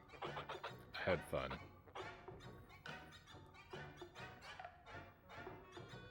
Hey Nocturne, welcome back. Oh, there's lots of Bubsy 3D left. I'm aiming to 100% the game, like beyond what it even tracks. I'm trying to get all the atoms in every stage, so we're gonna be living with Bubsy 3D for a while. This is gonna be a staple of the stream. We're not gonna play Bubsy 3D every night. Next week we're gonna go back to like a rotating schedule. And we're just gonna, because Bubsy 3D is gonna be such a long journey, we're just gonna leave it in rotation with our other games. So like we're gonna have at least one night of Jet Force Gemini, at least one night of Ape Escape, at least one night of Splatterhouse 2 / Jump King. Yeah, I'm gonna pick up Jump King again. So there'll be a night or two of Bubsy 3D. We'll it'll have its, you know, I'd like to not be doing so many things that I can only give everything one night a week, but we'll see. I'm not planning to start anything new, but I want to make sure that we work on all the things we have started.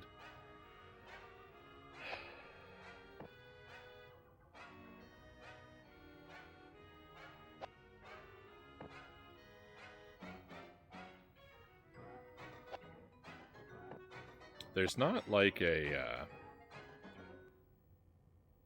yeah, there is. 4. There are 4 atoms left. And we'll be done with this stage. I think there are 2 at the exit. So the last 2 are just somewhere random where I overlooked them.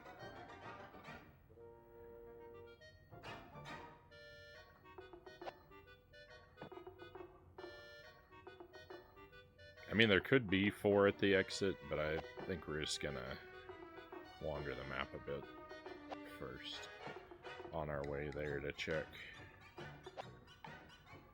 There's a lot of... It's a lot of map. Yeah, Ape Escape I've only played for one night. We played 2 hours of it. Immediately, very good first impressions. Really liked Ape Escape from the start. Hope it keeps up. I hope it keeps up. Because a lot of times, oh, I have so many times where I start a game and I think I'm gonna love it, and it's good for 2 nights, and then it turns into 100 years of sadness. I don't think there are probably 4 atoms over there. I think there's probably 3 at the most. If I go over there to find out, I risk bleeding away a ton of lives, is what I risk. I know there aren't any over there. Ah, there we go. There's one I didn't get yet. Hang on, how do I get up there? Oh, I think there's 2 up there even. Beautiful.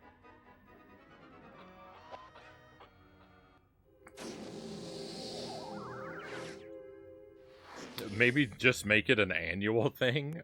What make Bubsy an annual thing?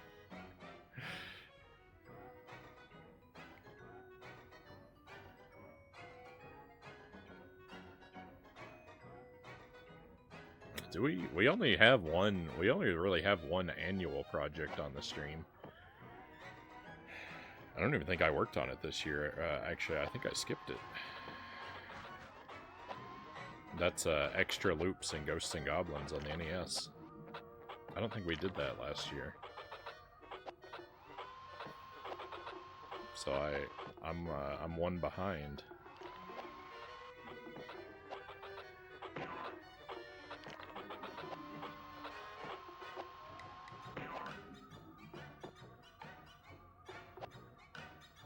Those enemies are a one-hit kill. It's rough. So I think I have to teleport to get up there. Oh.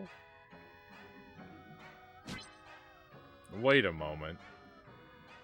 Are there...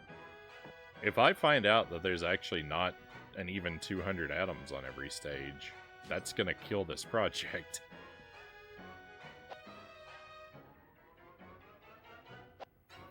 The whole point of collecting these is that there's supposed to be a fixed number. If there's an arbitrary number, I don't want to do it.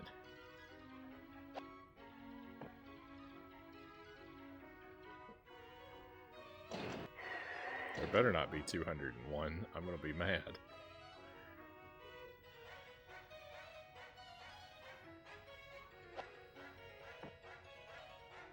There are. There's not 200 on every stage. I hate this game.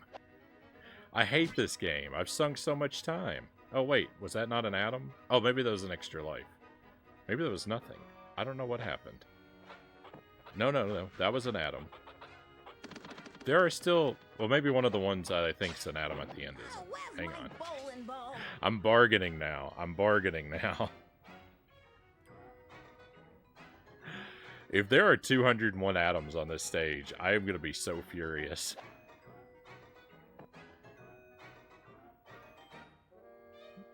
Because that does make them... If they're not consistent, that makes them not worth collecting. Ugh.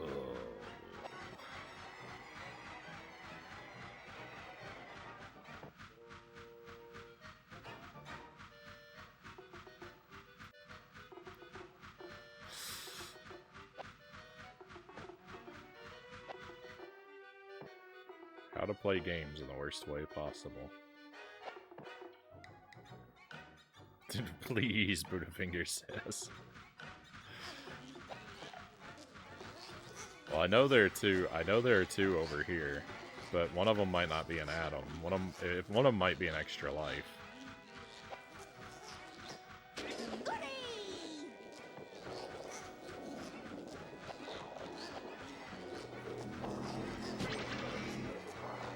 It is an atom.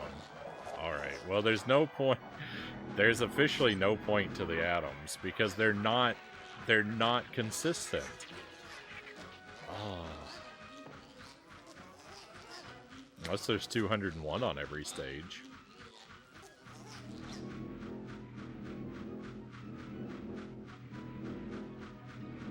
This is the worst playthrough of Bubsy 3D ever.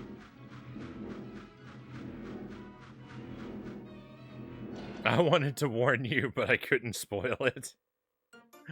Oh, that hurts my soul. I had all these grand ambitions. Why does there being a consistent amount of atoms even matter? Because the game doesn't tell you how many there are per stage, and if the number's not consistent, I have no way of knowing if I've gotten them all.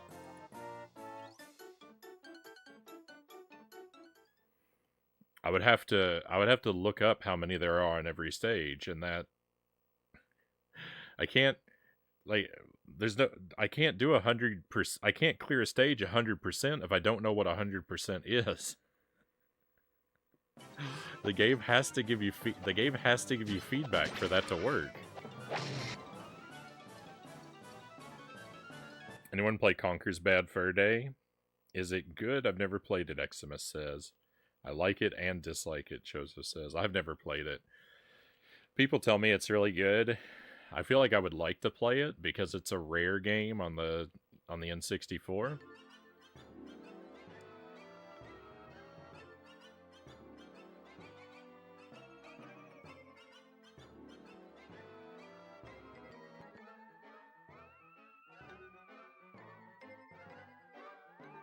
And I like rare on the N64 is always some good times, but I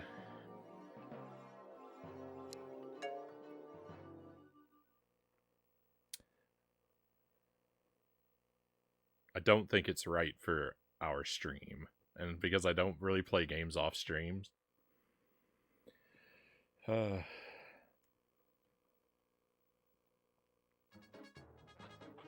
How do you intend to 100% the bonus stages? I mean, I'm still gonna collect. I'd still like to collect 150 atoms. I still want to collect all the atoms I see, but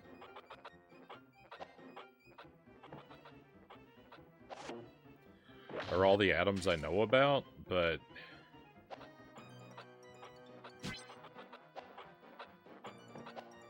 I don't know. Will it ever tell you how many, like, on the menu? On the menu doesn't appear to tell you. It looks like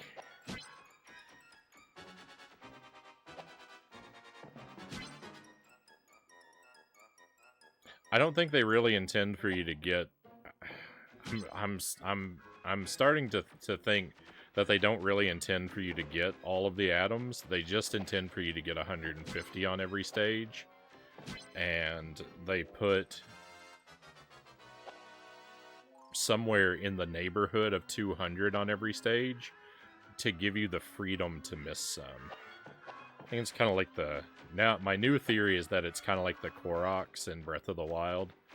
Like, Nintendo doesn't really expect you to get all 900 of them. They just put enough so that you could get a satisfying number to get a lot of upgrades, but...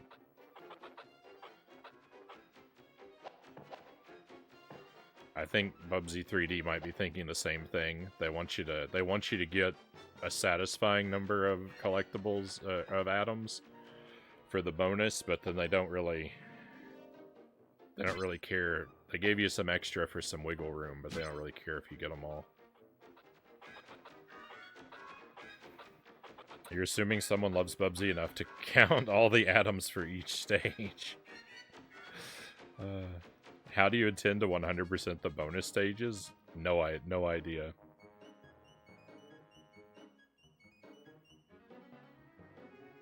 I like Conquer, but it's been years. I remember it being a cool take on 3D platforming. Ditched a lot of the collection stuff the genre had built up. Oh no. Clearly I love collecting.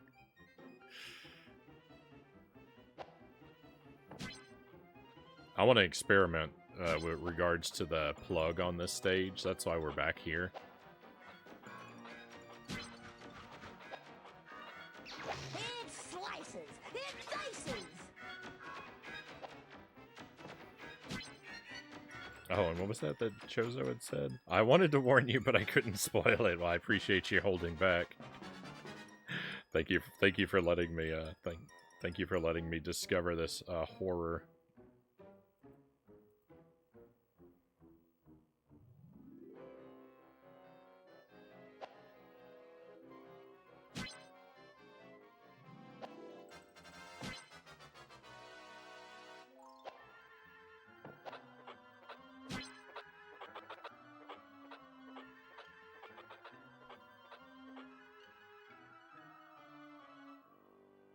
It Takes Two reminded me a lot of Conker's Bad Fur Day.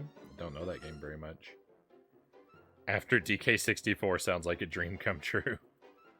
DK64 is very intimidating. I had that game as a kid.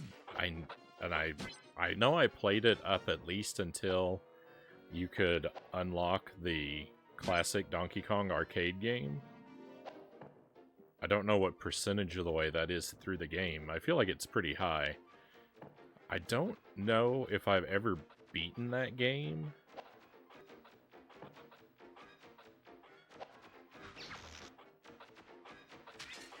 I know I've seen the last boss, but I don't know that I've seen it played. I think I've just seen it in images. Because I know what the last boss fight looks like. But I don't remember the ending of the game, so I think it's unlikely I ever beat it myself. I don't know why I can't remember.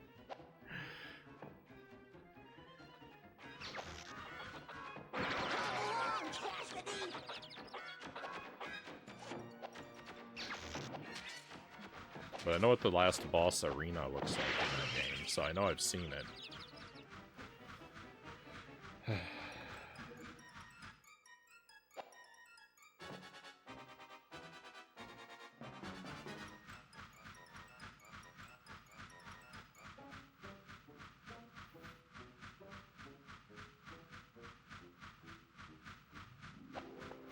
Which way is the way that's progress and which way is the way that's...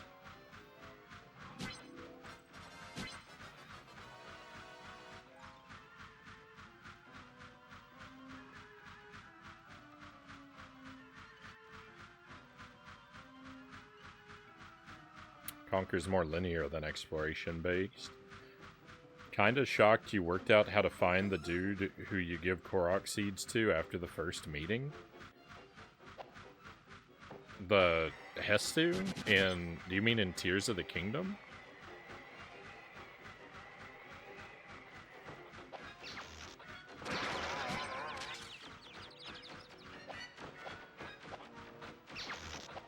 Or, because we didn't do Breath of the Wild on the stream. Though, I mean, I did have to work out how to find him.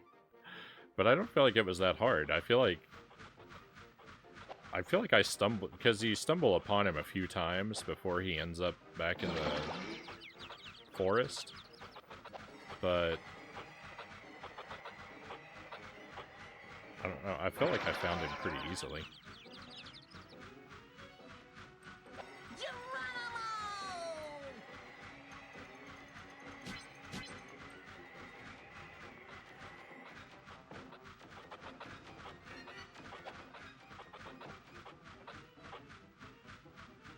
Hey, Attack Slug, welcome in. Thank you for the raid. Welcome to Bubsy 3D. I'm enjoying this game more than I should at the moment. I hope you've had a wonderful stream. Tell us about what you were doing and how it went for you.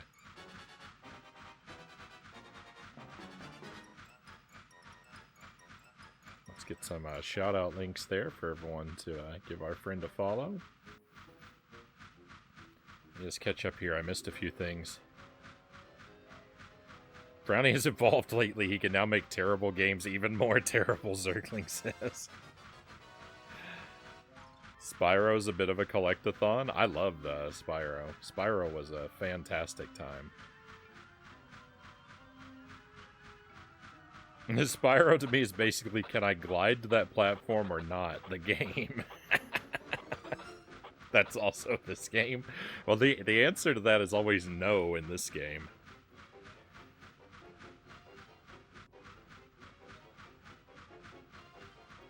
So, yeah, Hestu, you first meet him by the river in Hyrule Field, I think, and then, yeah, he's kind of like just off the path on the way to Kakariko Village.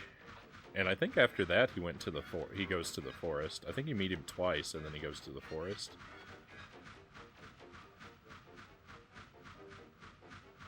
I loved Bubsy as a kid, played it recently, and it was okay, Attack Slug says. So I went through Bubsy 1 and 2 just earlier this week, and yeah. I didn't become a fan. Welcome in, tons of fun gaming. I think I played this when I was a kid. This one is new. This one's completely new to me. So Bubsy 1, when I was a kid, my cousin had Bubsy 1, and I know I played it with him at least once, but I think I only played it with him once. And I don't think we made it out of the first world. So I knew, I remembered having played Bubsy, and I remembered it controlling very bad, was all I kind of remembered of it from my childhood. But we played it on the stream. We played the Super NES version, and I worked on it for 4 nights. I wanted to beat it. I could have beat it a lot quicker, but I wanted to beat it in 1 credit if I could. I was using continues during my attempts, but I was secretly hoping for 1 credit, or maybe not so secretly. And we did end up getting it in 1 credit eventually, but I was, because it took me several nights because I wouldn't use passwords to get my progress back when I game over, and because of that was the big thing. So it was rough, but I made it through, and then we did Bubsy 2, and Bubsy 2 is way easier. I think it's the worst game, the worst of the 2 games, but it's way easier. So we beat that one, and I beat that one twice because it has 2 separate sets of levels, and I wanted to do them all. And I thought there would be like a true ending situation would unlock if I did it both in the same sitting, but you know, spoilers for Bubsy 2. There's no reason to do them in 1 sitting. And so now we're on to Bubsy 3. I was also going to play the Game Boy game, but the copy of it that I found doesn't work, so I had to abandon that one. It kept crashing after the first level. So that's the that you're caught up to speed on the lore. So, you know, because of my childhood nostalgia, I own both Bubsy 1 and 2 SNES cartridges. Yeah, the Bubsy 1 and 2 are pretty bad. I definitely can understand having nostalgia for them. And, like, they look good. Bubsy 1 even looks great in some places. They sound fine. Just the controls are so horrible. It's just crushingly bad gameplay, so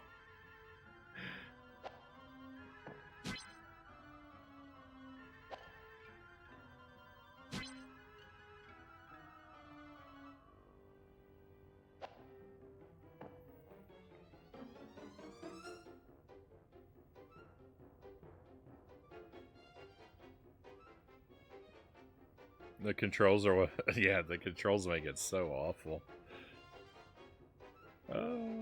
Saw you're playing Bubsy, so I had to raid. Well, I'm very happy to have you here. And I think it said that you were playing... I saw Oregon Trail. Oregon... Oh, no, Oregon Trail. Director's Cut. I don't know this game.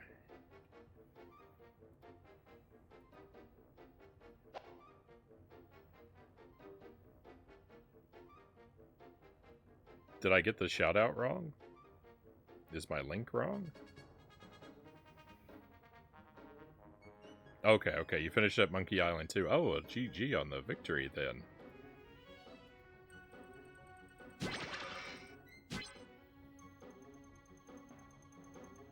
Always great to hear. Always great to hear news of an accomplishment.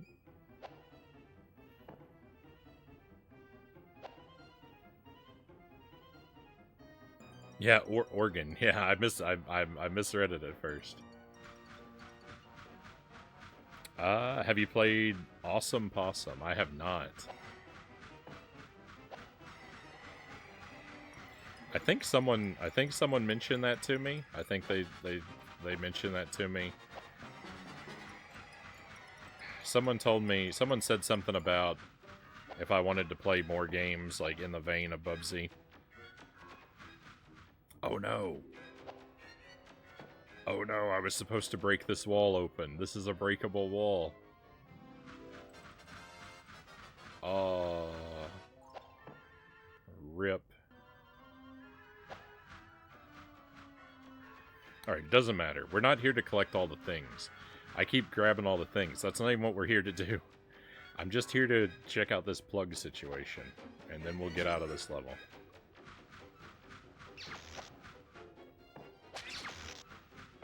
An X-Man.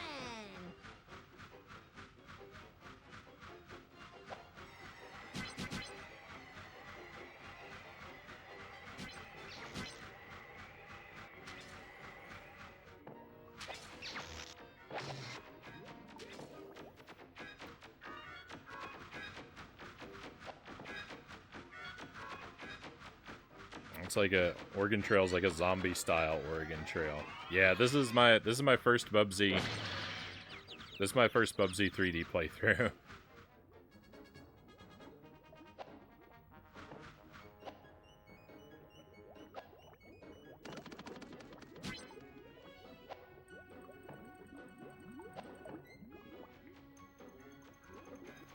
It's not the most awful thing in the world. It's I'm actually kind of enjoying it a bit. It's not good, don't get me wrong. The controls are horrific. But I don't know. I've played a lot worse.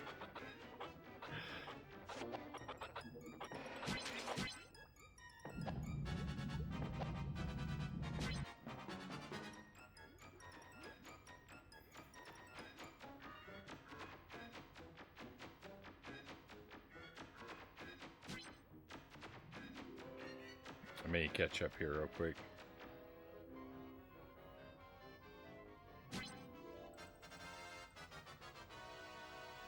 I remember Blasto. So I actually don't know. I actually don't know much about Blasto. I watched another streamer doing the retro achievements for it though, and that seems like a nightmare. But I never, outside of that, that's the only experience I have is seeing a little bit of it played. This looks awful, by the way. You're surprisingly good at it. Thank you. It's alright. You adjust to it after a while, and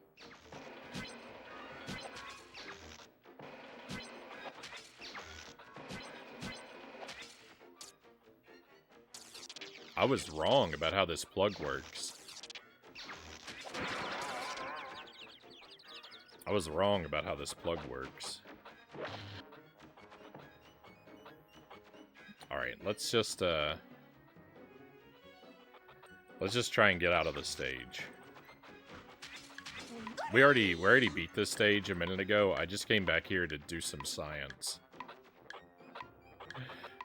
So we're gonna get out of here now.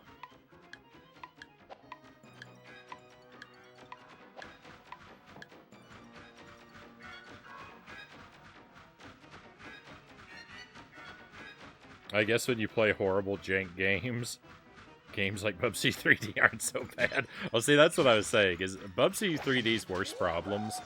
Bubsy 3D's worst problems are that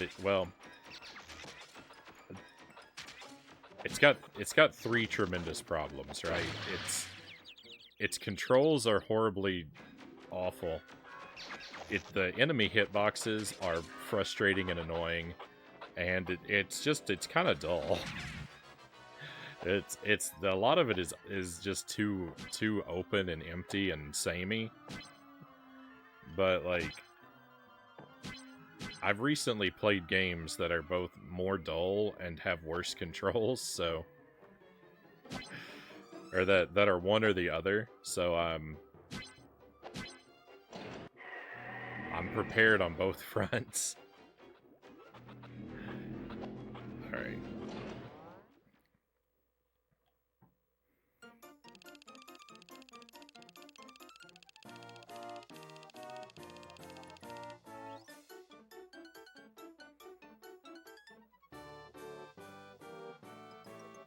It has an 8.2 out of 10 on IMDb. What? This game? Or Blasto? After 6 months of that Dr. Evil motorbike game. Oh, yeah, yeah. See, that's the thing. You lurked for the Dr. Evil motorbike for hours. Yeah, Blasto. Yeah. Dull is a good way to describe. Yeah, so like I was saying, like the some of the Dora the Explorer games we played were pretty dull. All right, one more time. I want to see what's behind that plug. I want to see what I'm missing there. I know it's not important, but I'm curious.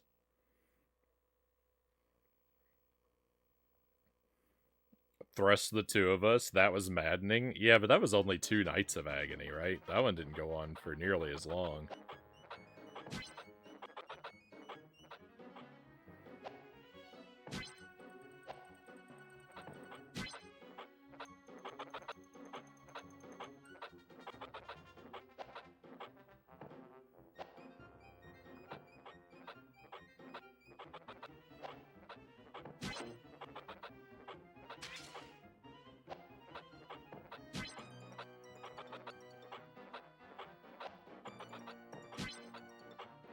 So I've gone back and forth. So this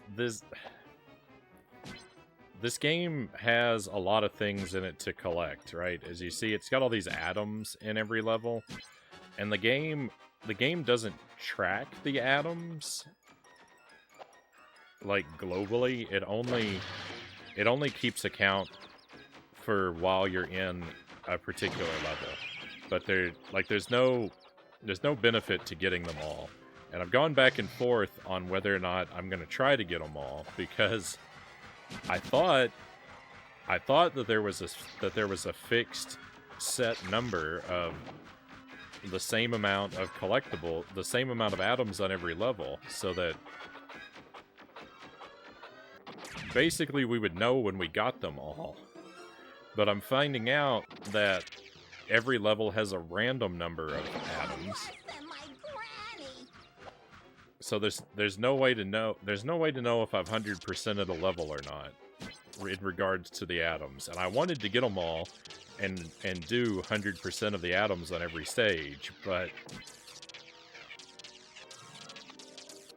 I'm now coming to the conclusion that that's not really a feasible goal. I mean, it's not really something I can do, because if the number of atoms on every stage isn't consistent, then I'll never know if I've cleared a stage.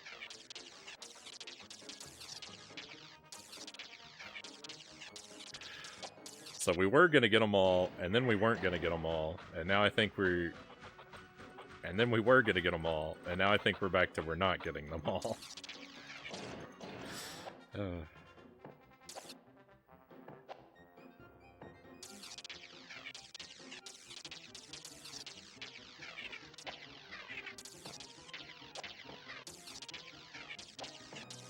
do want to get this one up before we go anywhere else.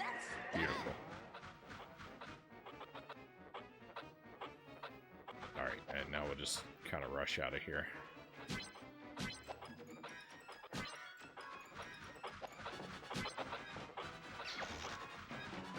No, I missed.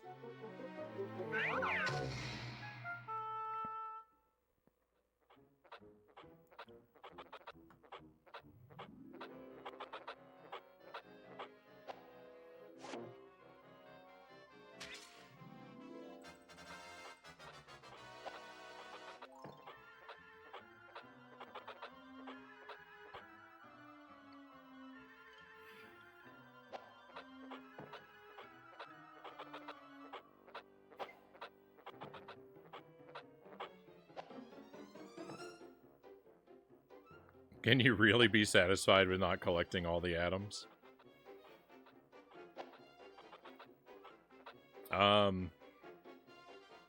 Not really.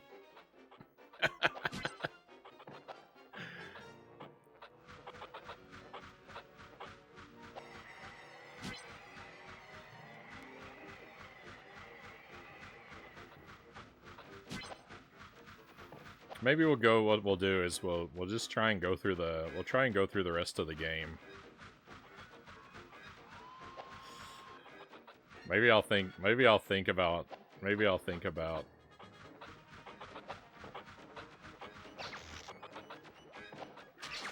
I don't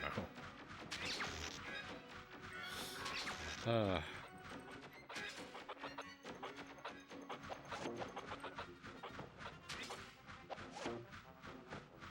I might just have to be happy with all the rockets. Why do they make Bubsy 3D like this? Why couldn't they just track the atoms? Why if they just gave me a percentage counter on the atoms, or you know, an X out of Y counter, so I would know how I did, I could be happy. Didn't the Bubsy 3D devs want me to be happy?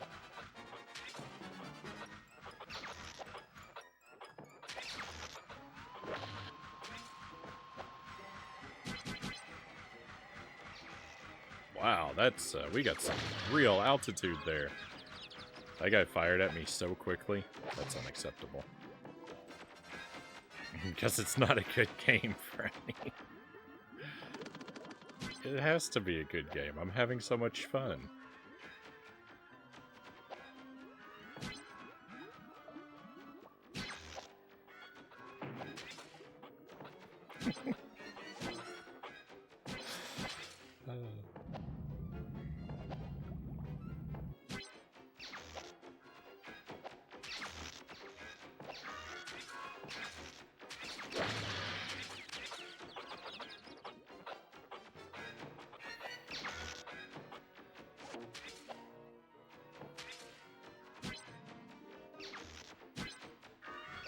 I missed the invisibility. I ran right past it, and it's too clunky to turn around and get it. I'm just gonna leave it behind.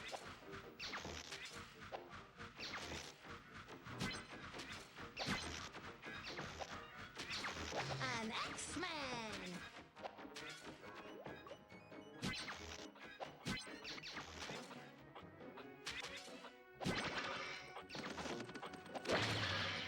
It's really hard to not get hit by that one blue guy up there.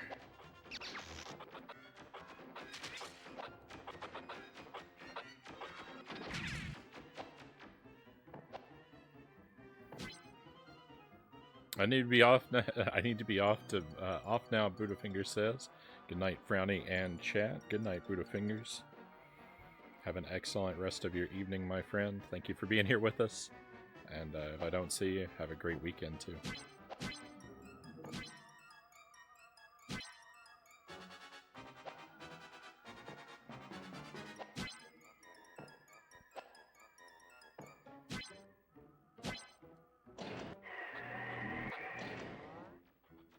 There are no plans or expectations of a stream tomorrow, but I very much want to make Sunday night happen next week, so that should be when we're back. By that logic, Super Mario Bros. 3 is a bad game as it doesn't have a coin percentage counter.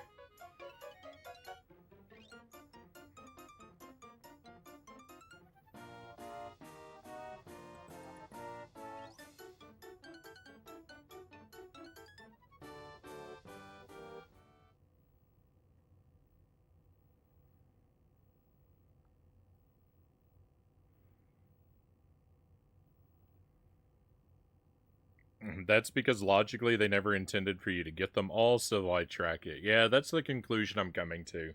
Is you're not actually meant to get them all. And that's why there's an inconsistent number and why it's not tracked. So let's play a new stage.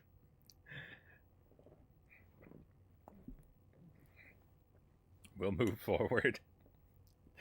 Thank you for your patience with me, my friends, while I fail to make up my mind about what we're gonna do.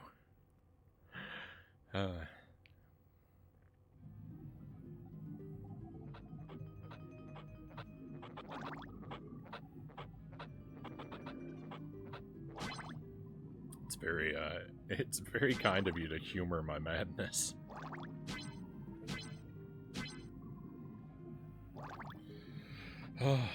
Another water level.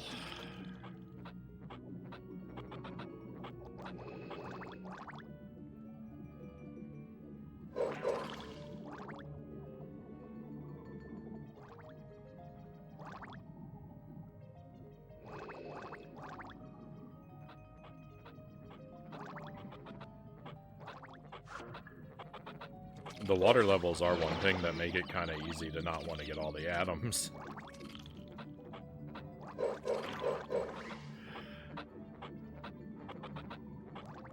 Hunting all the atoms on the platforming stages is one thing, but the water levels is... Trying to make it happen on the water levels is a completely different story.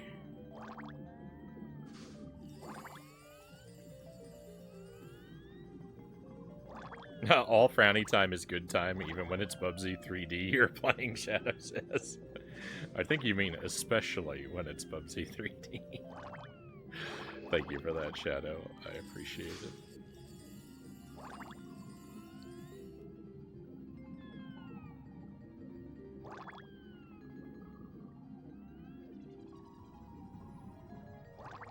See, I think it's a result. I have two conflicting, I have two very strong video gaming desires that just conflict with each other.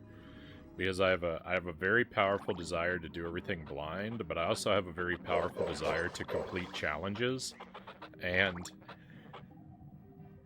you know, completing challenges a lot of times requires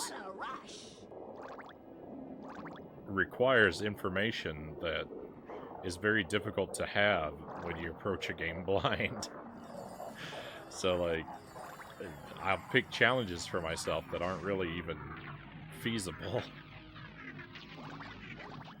Not that it would be impossible. It wouldn't be impossible to collect all the atoms in the levels. It could be done, but I don't see the point in attempting to complete a challenge that I'll end up assuming it's complete, but then 4 years later someone's gonna be like, oh yeah, that one level in Bubsy 2, there's 4 atoms that you didn't find, so you counted wrong and you didn't actually get them all.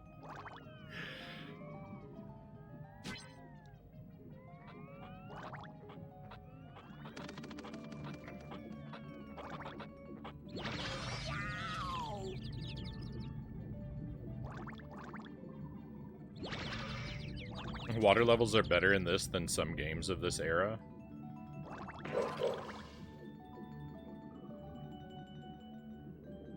Maybe. I don't know. I don't have a point of reference. Let me think. Is there a water level I dislike more?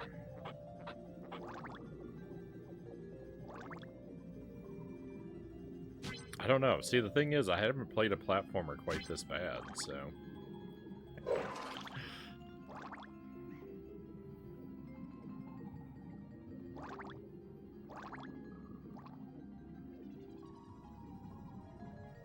Not a 3D one, anyway. So I don't think I have one that's worse than this in my library. But, I mean, you know, it's a water... like, all water levels are pretty trash, right? It's kind of by default. You're gonna have so much fun if you play more of the PlayStation 1 library. Well, we will. We will.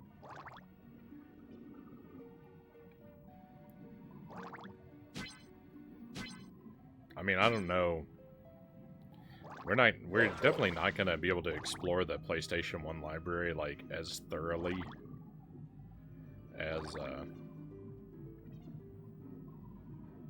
the cartridge-based consoles until they invent a flash disc for me to put in my PlayStation. You know, the library is a lot harder to explore in that regard.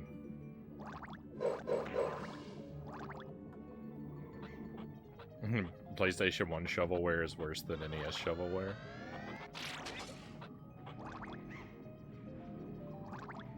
Well, there's the end of the level right there. We have to get the rockets, though. Those are, see, the rockets we have to get. The game tracks those collectibles.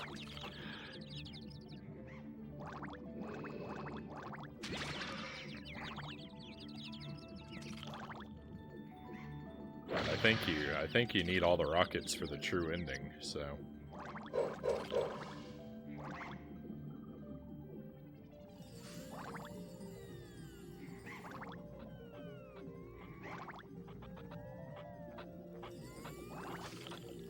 There's nothing to stop our quest for rockets.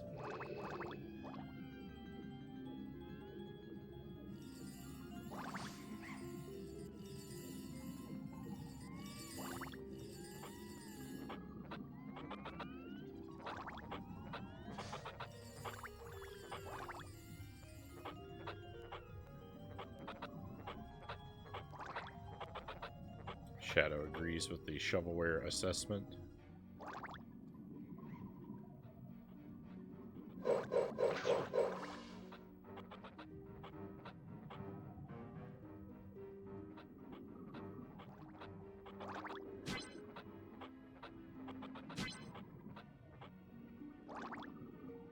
I mean, the thing is, this game isn't shovelware, and look at it, right?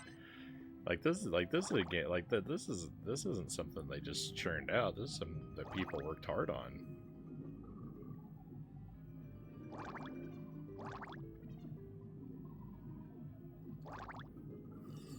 It looks kind of like Star Fox on the Super NES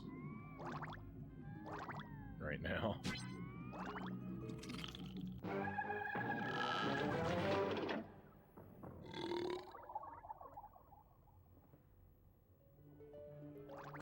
Time to party!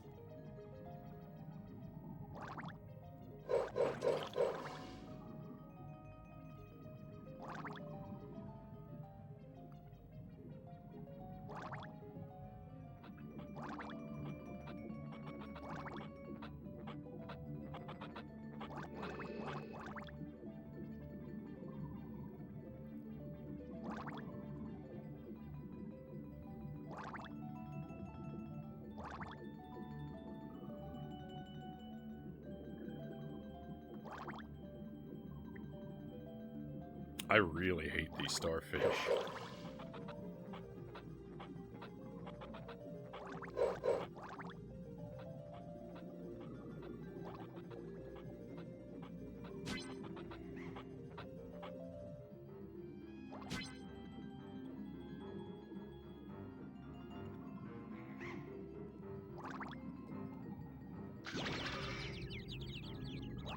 The dogfish, too.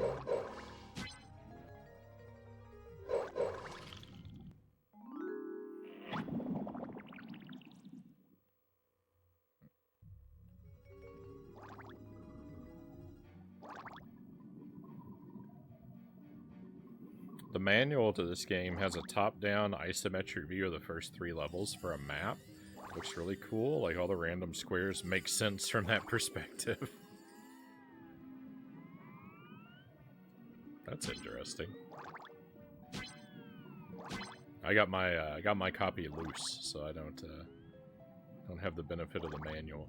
I mean, I wouldn't read it anyway, but even if I did, but I can't flip through to enjoy it as a curiosity either, unfortunately.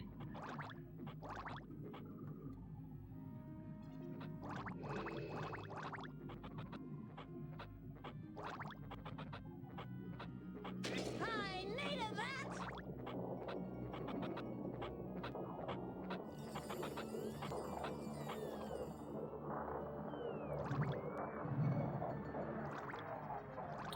The overwhelming majority of my PlayStation games are loose discs. I have very, very few, Oh, great, it's a pick-a-path challenge. Oh no, hang on, it's not. Well, it is. Because this rocket's in a block of ice. Alright, left.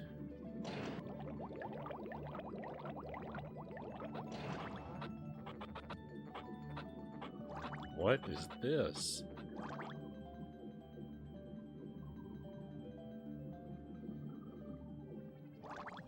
Some kind of statue?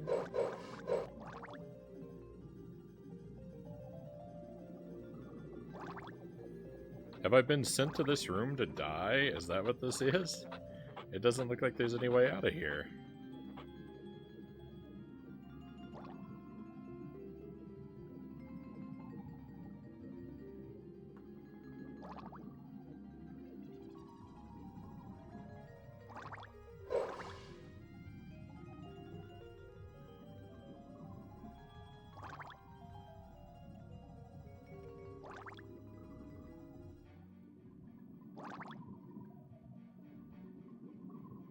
Maybe I could pick it up and carry it, but none of the buttons are doing anything.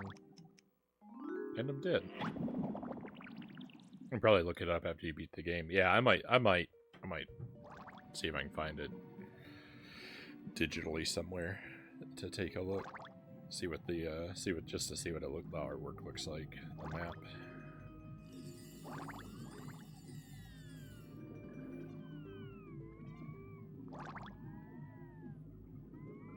Here's a question for you, Chozo. The manual doesn't tell you how many atoms are on every stage, does it?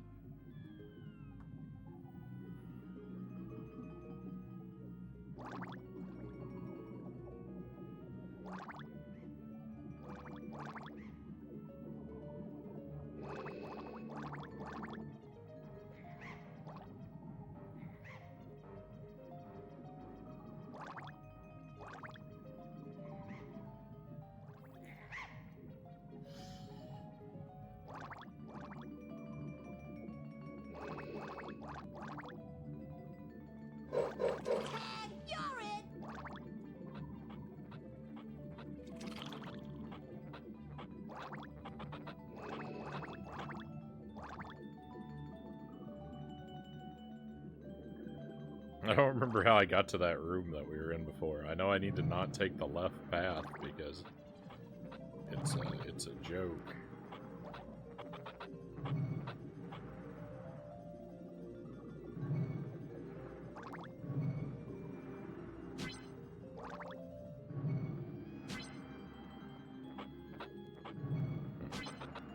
Alright, well I found the other rocket.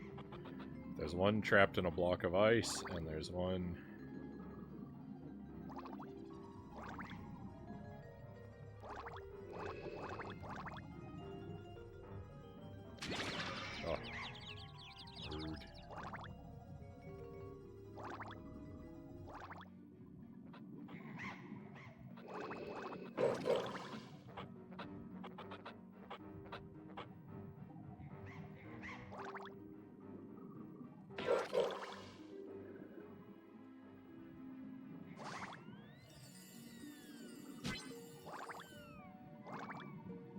One trapped in a block of ice, and there's one near a big fan.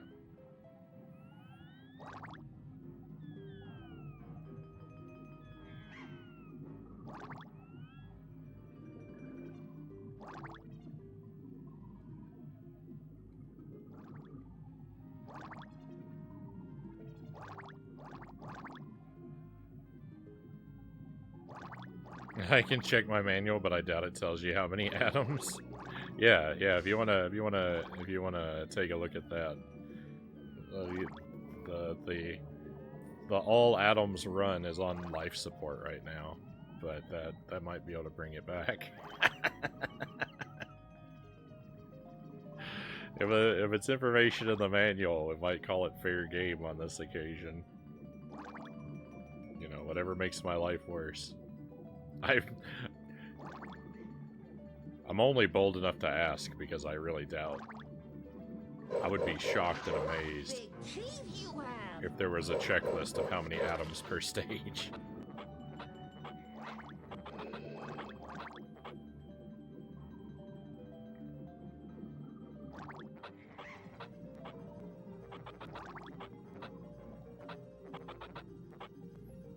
But who knows, anything's possible with this wonky game.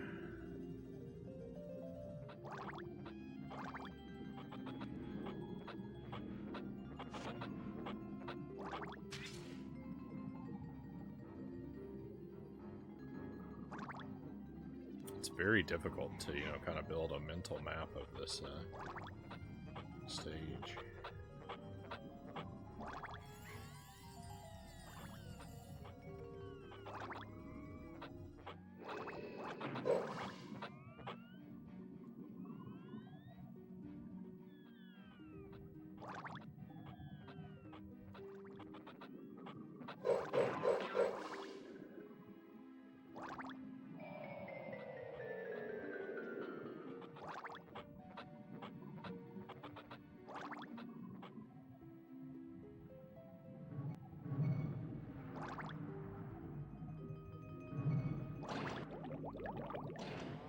Alright, left was a mistake.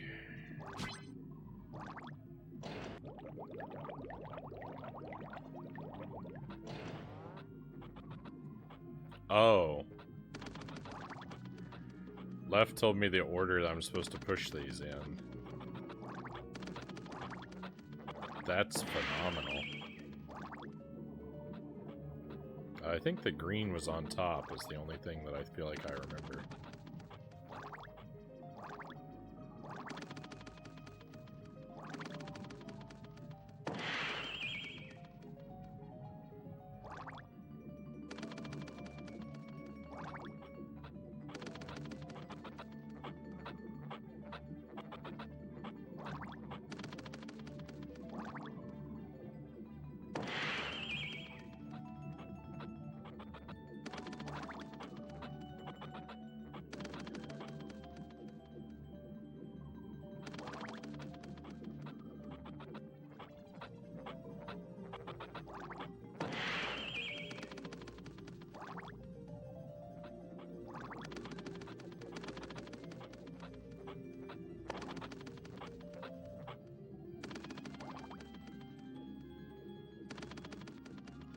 I think I was wrong.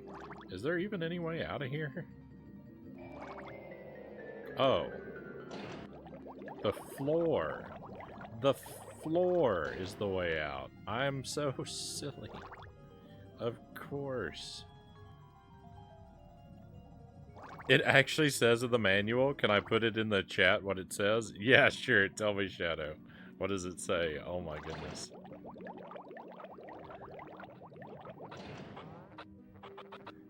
I was right. Yellow, red, blue, green. I thought I tried that combination. Yellow, red, blue, green. Yellow, red, blue, green. Yellow, red, blue, green. Yellow, red, blue, green. This is great. I love this puzzle. It says there's 200 of them in every level, but that's a lie. That's a blatant lie. I've proved it myself that that's not true.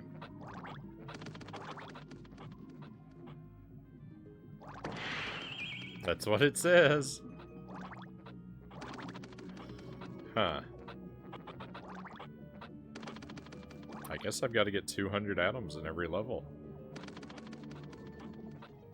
Maybe the 200 atom run is back on the table. Yellow, red, blue, green.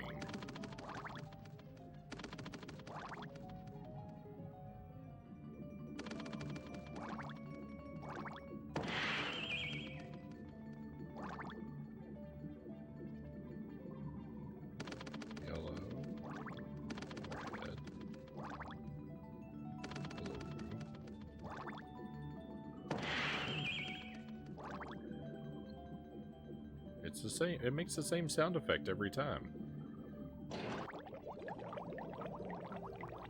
Let's just check. Nope. What is going on?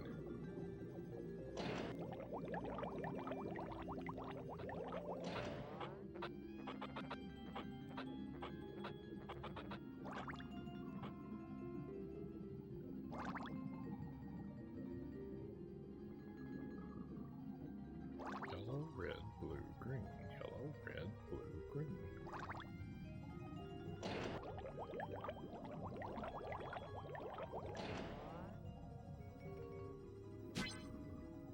I mean, I said this is great, but the thing is, it would be great if the puzzle actually worked.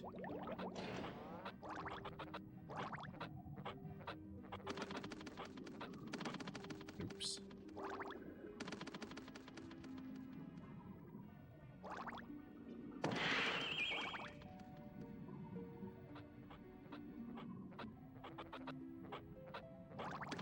Green.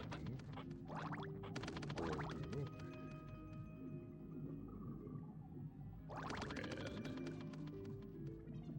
Yellow. Now it's working. I tried it backwards.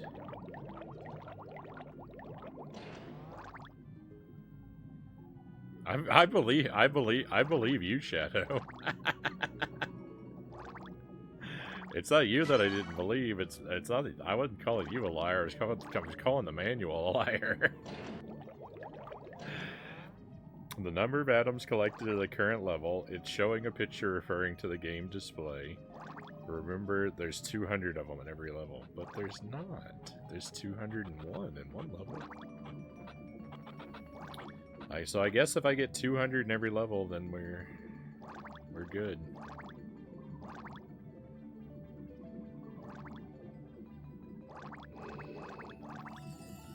Alright, well, after we clear this stage, maybe we'll go back and look at stage 3.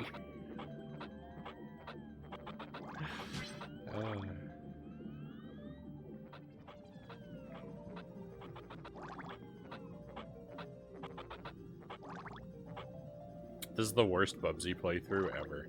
This is the worst Bubsy playthrough ever.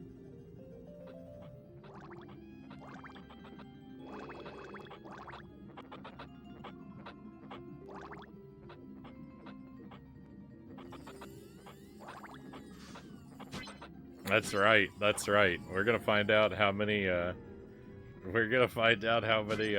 We're gonna find out how many atoms are in every stage, and we are going to write a strongly worded email. How could you mislead us like this? I'm sorry, everyone. I didn't think that would be in there.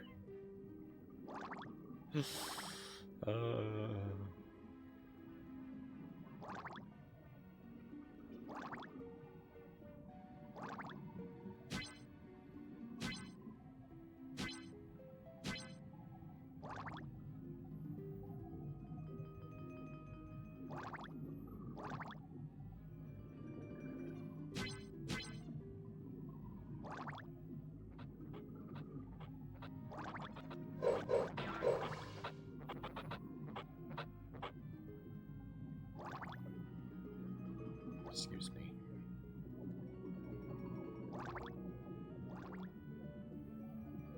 So the turbine, I don't know if I can turn off the wind or...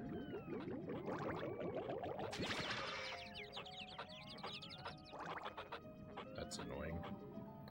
I don't know if I can actually turn off the wind or if I just have to swim real well to grab the rocket despite the wind. Now, if I swim real fast to get in front of it, I might be able to just grab the rocket.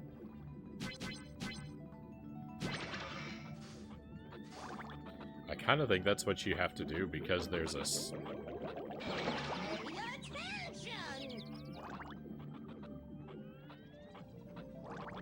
Because there's a side approach to the turbine.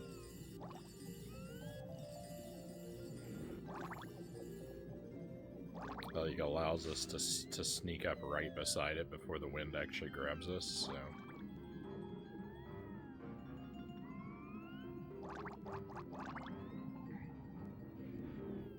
We'll try that a few dozen times. See if it works. Provided I can ever find that thing again.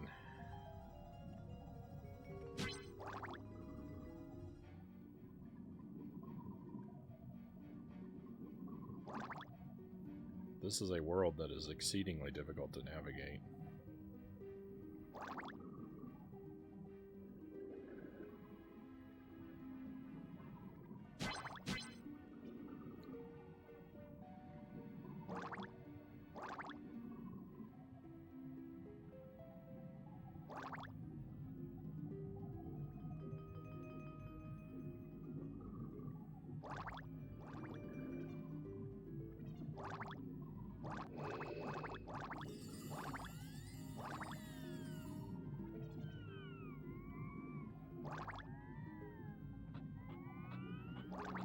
Why? Why? Where is it?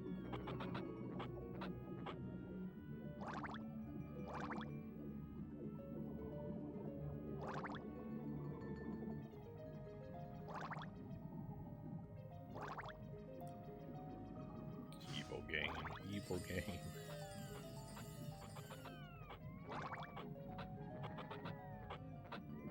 You would think if I just hug one wall like I've been doing, that I would circle the entire map. I know it's on the outside edge of wherever it is.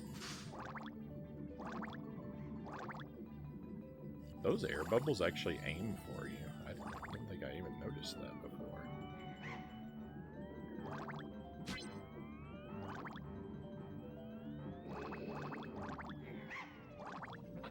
It doesn't exist anymore. It's been patched out of the game.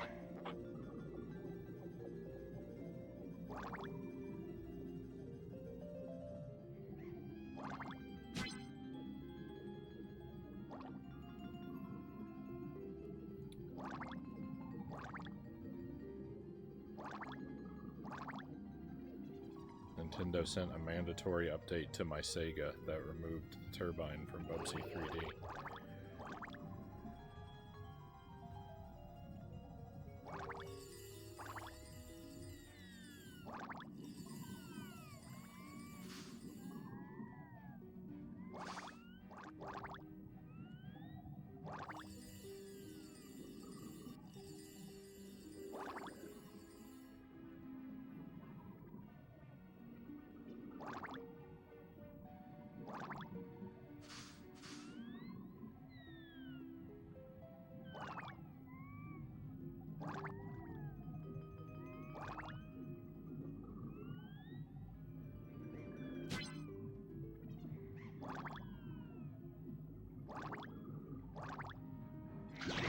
Oh. Teeth you have.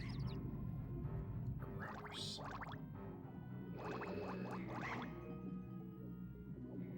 See, the thing is, it's really obnoxious because the enemies can attack you from any direction, but you can only see them from a select view.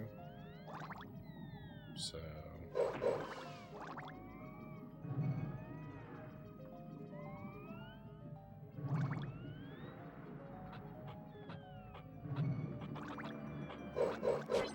Got it. First try. Let's go. I know we went past the turbine once and missed it, but I didn't know the rocket was there that time, so I don't count that one.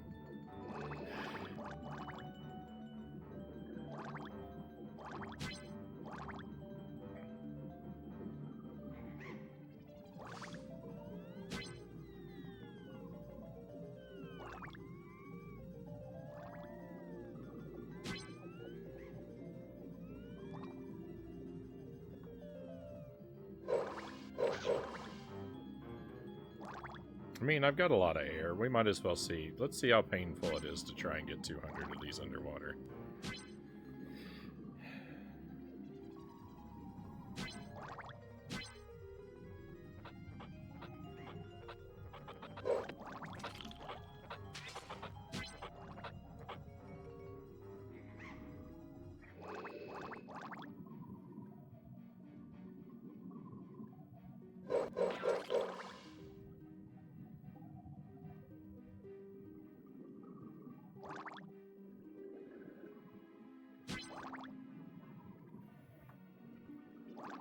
It'd be a lot less painful, probably, if I collected them in anything resembling a systematic way.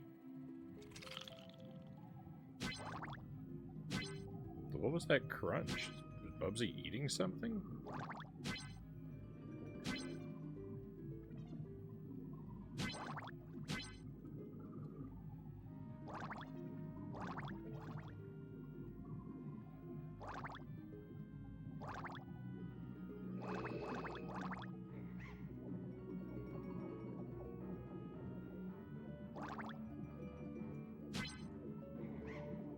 Has anyone ever gotten all the melons in Yoshi's Story on the Nintendo 64?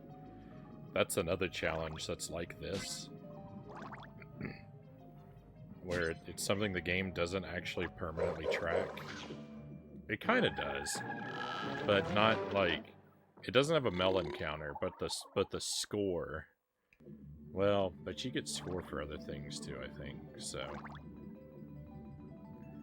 The score doesn't really one-to-one show you whether you got all the melons. But anyway, an optional challenge that you can give yourself in Yoshi's Story is to collect all 30 melons on every stage. And I've always wanted to do that.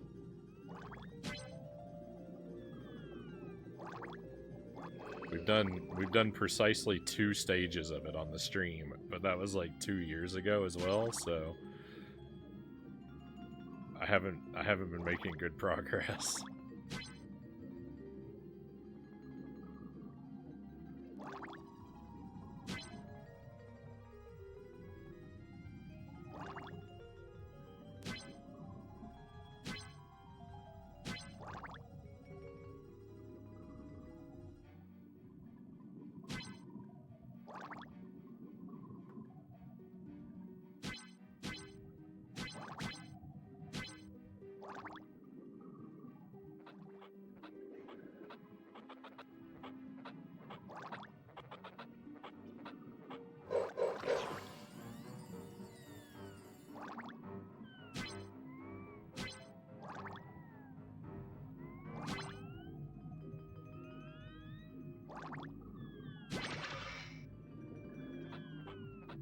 Alright, hey, we're halfway there. The easy half is done.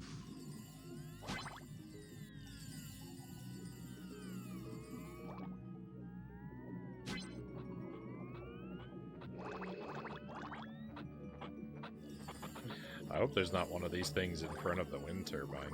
Do you know how awful it's gonna be to... Like, it was bad enough trying to find that turbine. Oh my goodness. Just sniped all the time. So much for this life. Oh my goodness. Robbed. This is a robbery.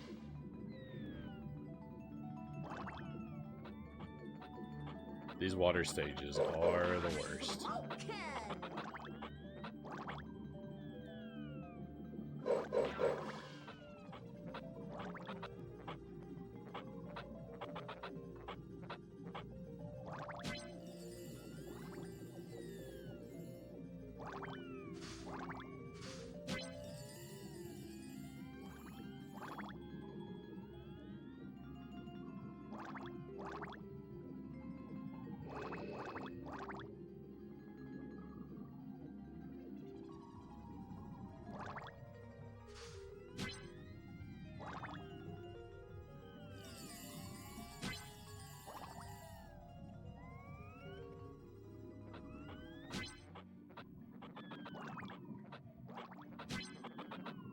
Actually seems like there's got to be a lot more than 90 left. It seems like there's a lot of these.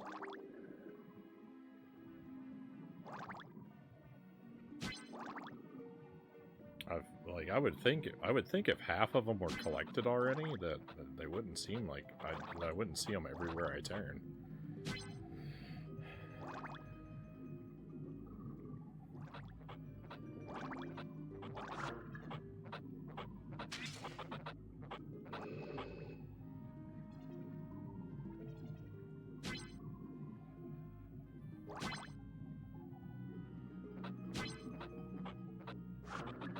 Though all of my assumptions about this game have been wrong up to this point.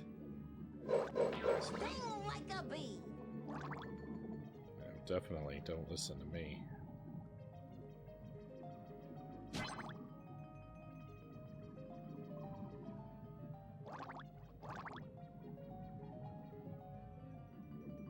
It takes way too long for the what are they called? Oxygen tanks to grow back.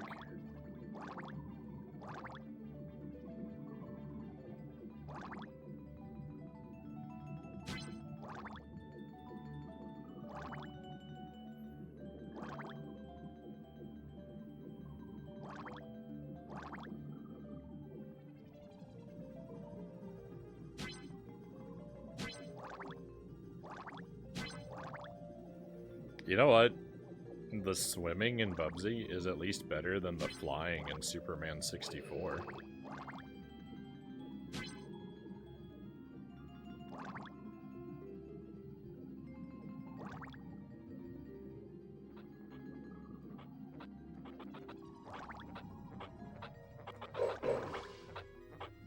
You know what? I think that might actually be the secret. I think that actually might be the secret to Superman 64. Could it be the whole game is actually a water level? No one ever notices because there's no water, but... I mean, what really is the difference between Superman's flight and Bubsy's swimming?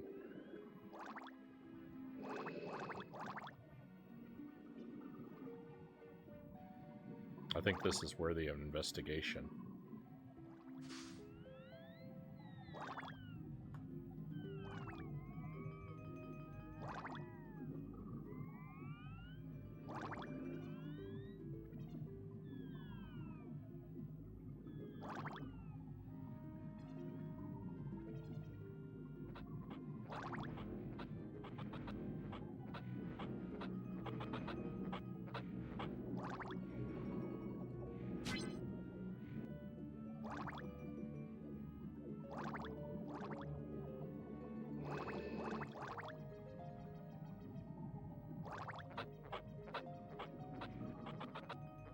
I thought I collected this one.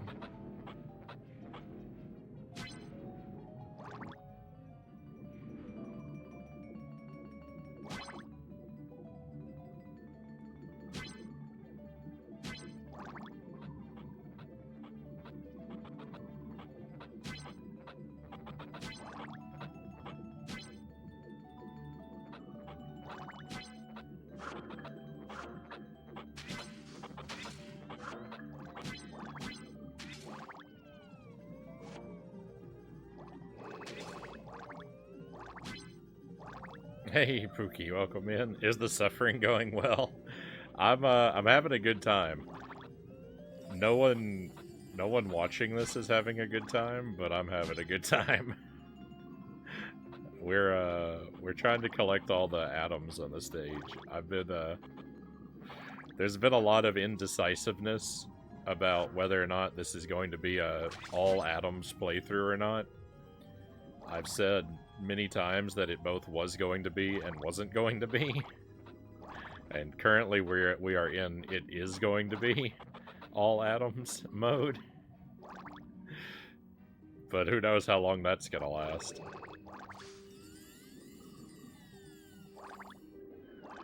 I blame the game for making me indecisive. If it just were a little bit more transparent, I would have been able to decide what to do right from the start. Bonus round.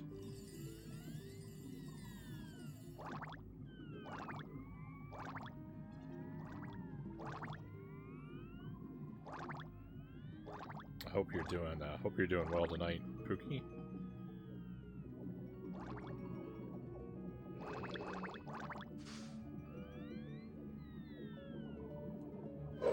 Jingle bells.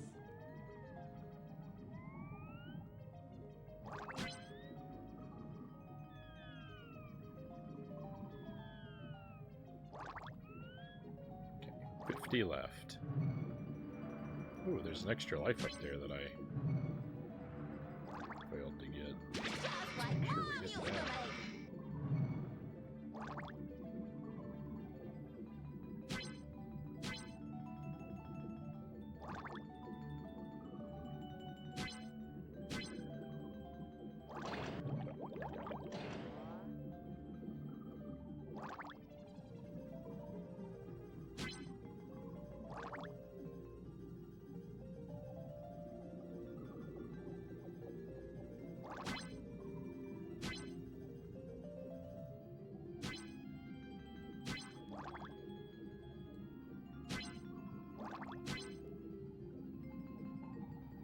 I don't think there's any atoms through this gate, but why not be thorough, right?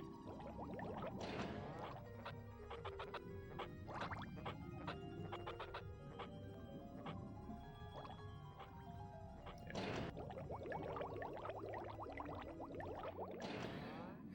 And well, for the most part, played VR for a couple hours. As much as I talk about loving VR, I don't play it as much as I should, so that was pretty fun. Hey. To hear you're having a good time. VR seems like a lot of fun to me. I think I would love it. I've had only a very little experience with it, but it's a bit pricey to get into, and I don't really play games off stream, and I don't think I would want to do VR on the stream. I don't really like watching VR streams. The head, all the looking around is difficult for me to handle. Watching a VR stream, like, it's different when it's your head that's doing the moving around. It's easier to do, I think, than to watch, at least for me. But yeah, because I couldn't really use it for the stream, I can't really justify the cost, even though I think it would be a lot of fun.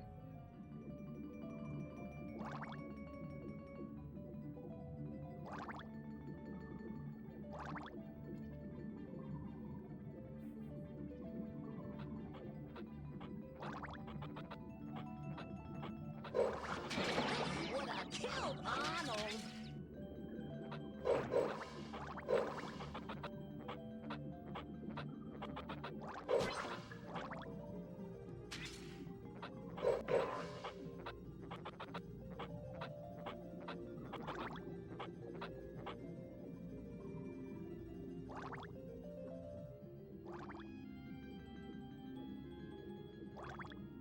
No tax write-off, you'll be good.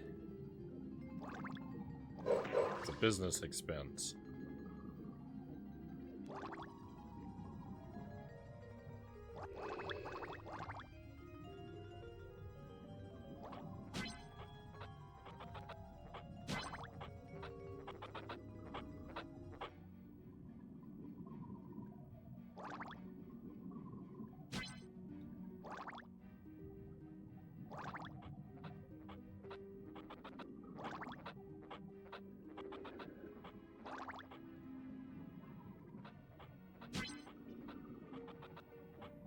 Jilly and I still have to do our taxes for this year. We haven't gotten around to doing any of that yet.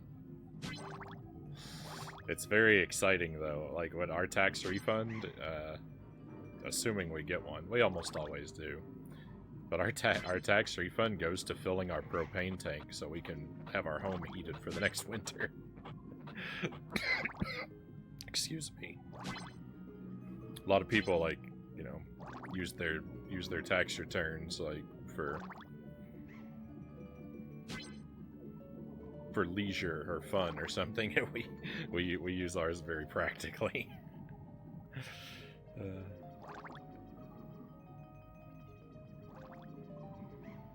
You know, at least if you're planning to spend your tax return on something frivolous and fun, at least you have that to look forward to when you're sitting down and doing your taxes. But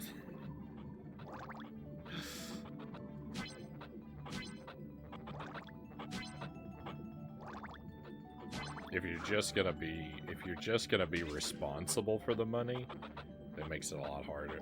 Responsible with the money, it makes it a lot harder. It's definitely a worthwhile cause. Well, yeah, I mean, It's yes, it's a good thing to do. It's a good habit to have, but you know.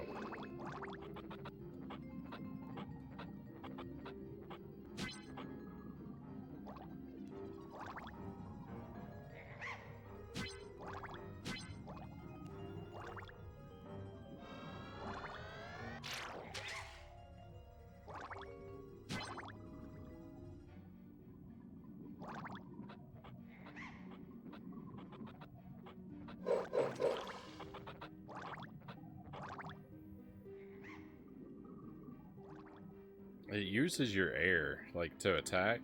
You have to use air in order to do it.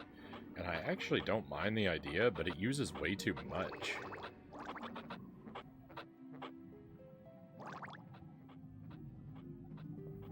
Doing a lot better maintaining your air. Yeah, I've got sort of the hang of it now. This level, I think, is more generous with the problem was the first water level is so not generous with the air tanks.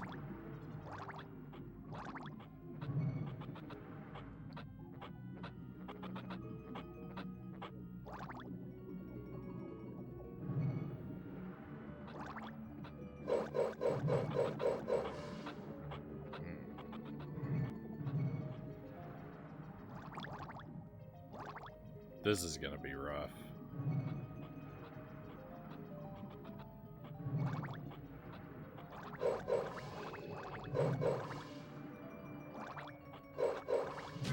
Oh, that's fine. Cool, that works. Nice. How many are we at? 7. I've got 7 left. Oh, please.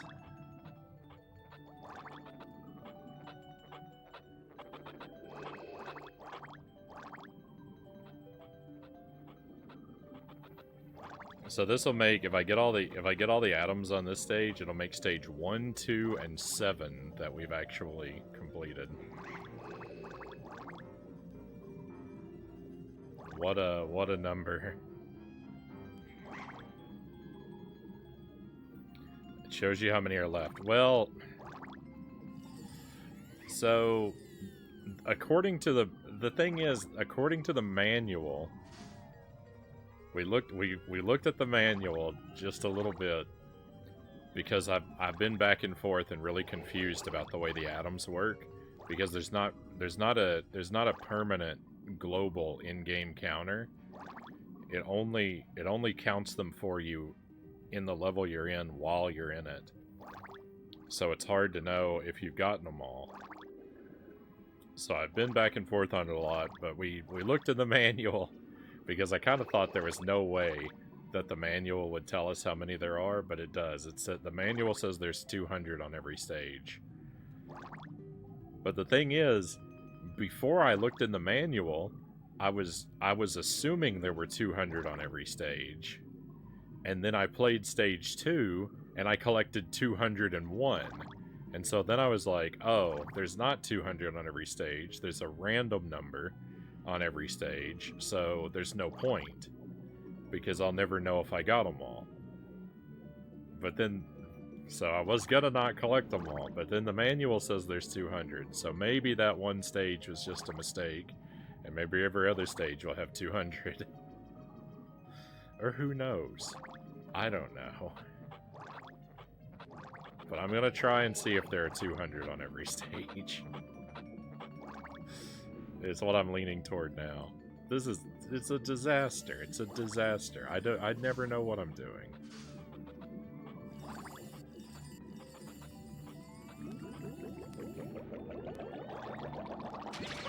Watch it.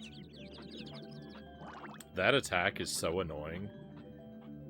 That attack is so annoying because it wastes so much time. There's no way to get out of it. Like, if you could escape from that midway through, then it would be fine that it takes so long, if there was any potential for release, but there's not. So it's like, you're gonna, not only are you gonna take my life, but you're gonna waste my time while you do it.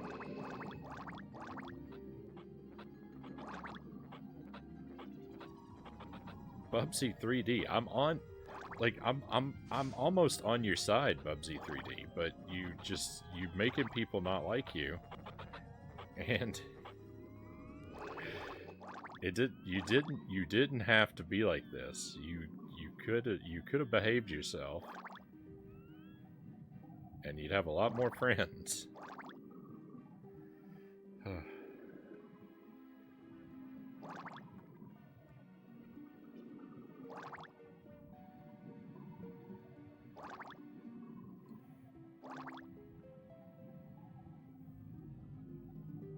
Yeah, they did such shoddy design. They didn't bother being consistent with what the manual says. I mean, you know, 200's a lot of atoms to place. I can see miscounting on a stage or two, I guess. I mean, to be fair, look, Yoshi's Island has extra red coins on at least one stage, I think two, that aren't supposed to be there, and, you know, that game's a masterpiece, so it's not always easy to get it perfect.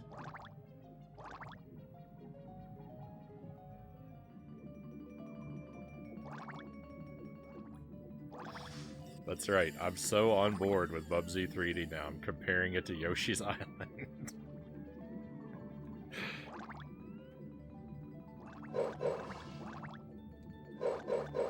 Somebody save me from myself.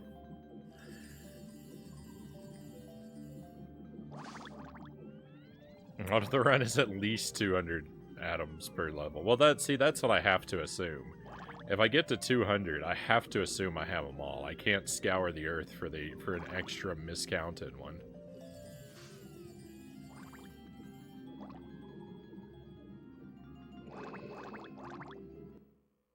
What are we at?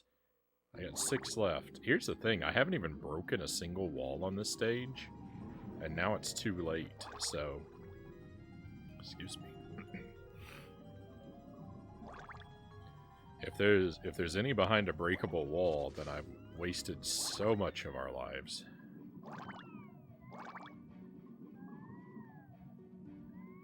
I did try to break a couple walls. They weren't very clever tries, though.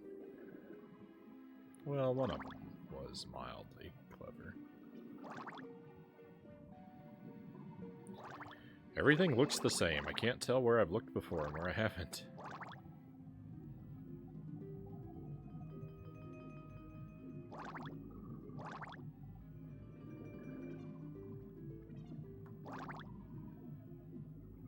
Can we go up here? That texture. I saw that texture. Made me think maybe we could go up there.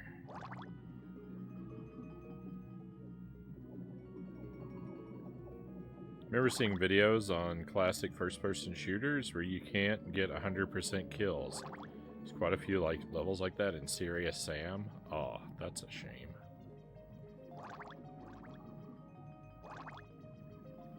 At least, you know, at least so far, it's been the problem, the quote-unquote problem, maybe, you know, maybe it's debatable whether it's a problem or not, is that there's extra. Right, in Yoshi's Island, there's extra coins that, so you can miss them. That means you can miss a 1 or 2 and still be fine. And might be the same thing here. So like, too many is definitely the, you know, well, you don't want too few. You don't really want too many either, but you definitely don't want too few.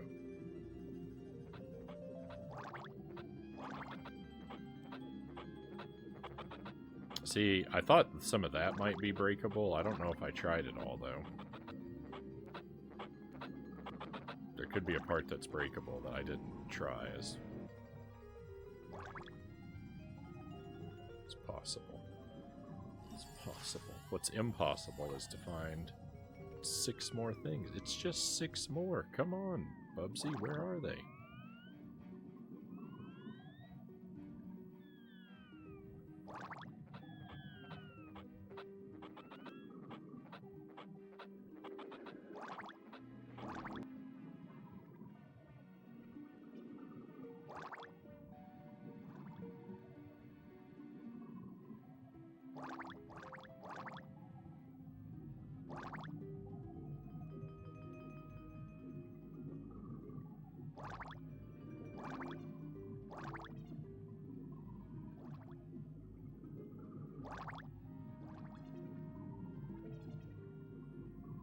Hey Greg, welcome in. Welcome to Bubsy 3D. Welcome to Agent Frownie loses his mind trying to find unnecessary collectibles for hours at a time.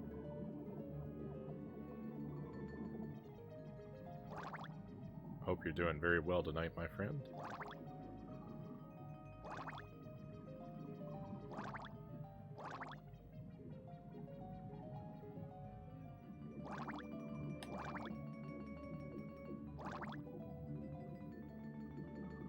I'm actually mostly having a lot of fun myself. I've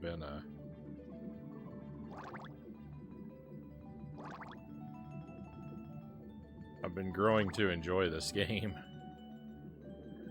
despite its many errors.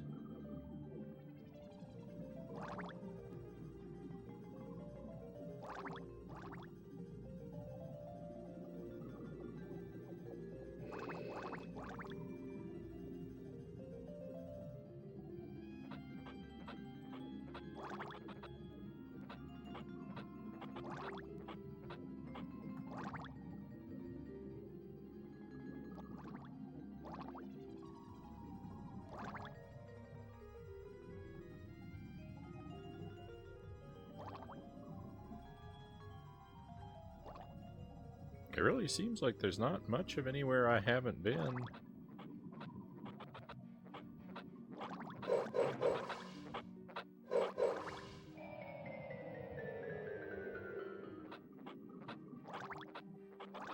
Can I glitch the camera through this wall to see if there's anything on the other side? Just some intel is all I would like.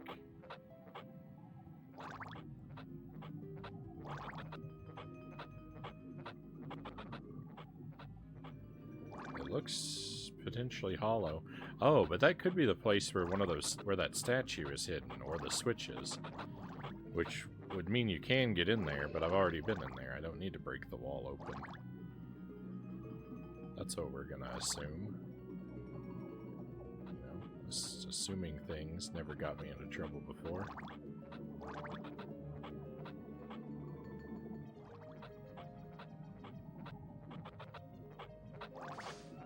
Oh no. Oh no, why is this polygon different?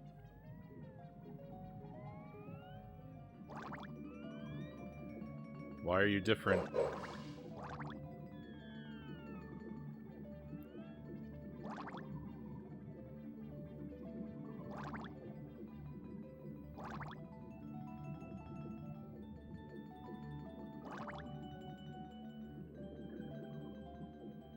This can't be a breakable thing. It's too small. It's too small. There's no way.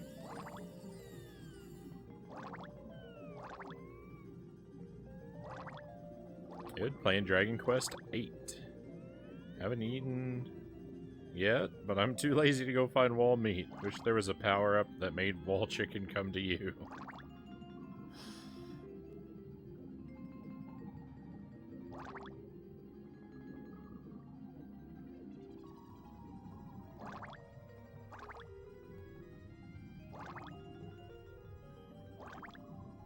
Sometimes games have a power-up like that, but usually it's money that comes to you. Not that I would complain, right?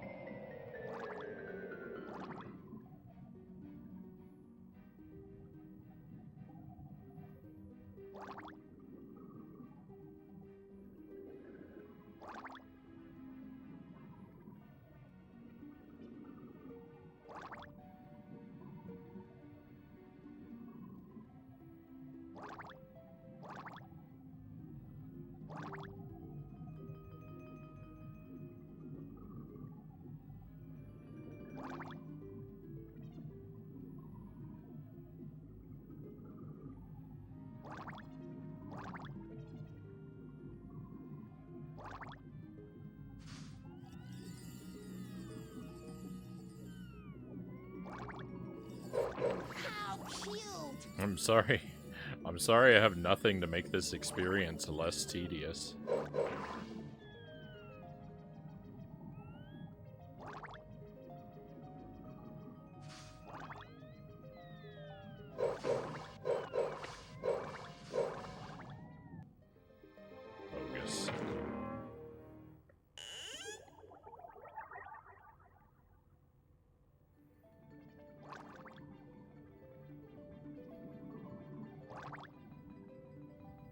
Hey, thank you for the pistachio shadow. Let me grab a little bit of oxygen real quick.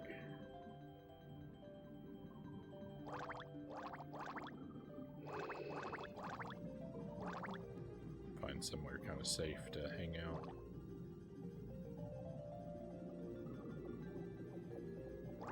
Although I should pause it, really.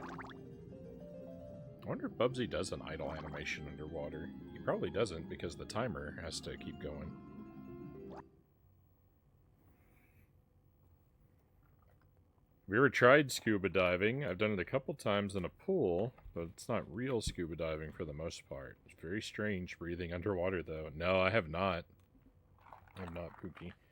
I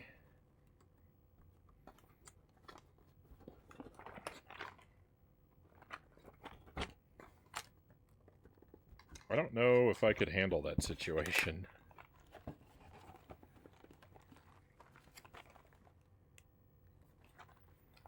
I get kind of I get kind of bad anxiety in like claustrophobic type situations, and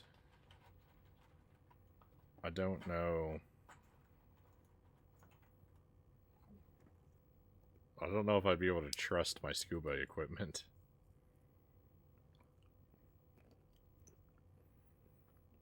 These are just regular roasted, salted pistachios.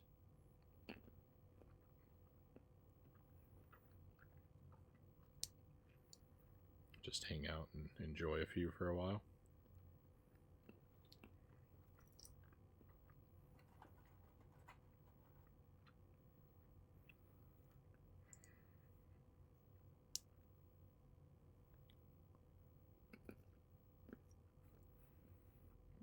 They're crunching a lot more loudly than I thought they would.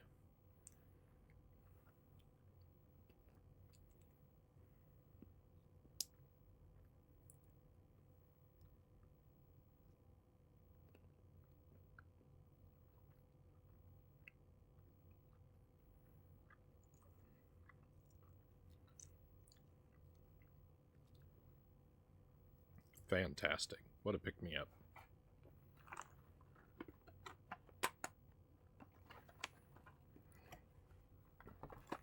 Don't know that I would have tried it if it was anything but a pool.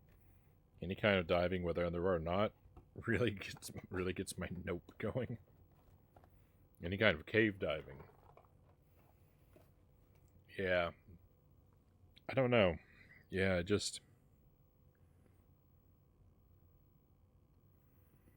I feel like whenever I watch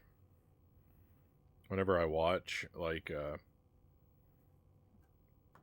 movie where someone is like trapped in a cave or something like that, or in a confined space, like, I mean, I know you're supposed to feel a degree of sympathetic anxiety with characters in a film, but I feel like the anxiety I feel is inordinate. And if like I think about like being in like a small submarine or something like that, I can really work myself up into an unpleasant state.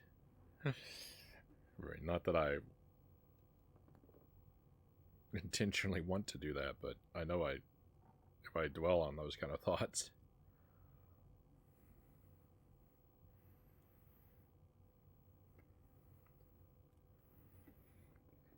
Yeah, pistachios are a little expensive. Greg says, I've never had one. They sell them at work, but $6 for a little bag isn't a good price. No. They're,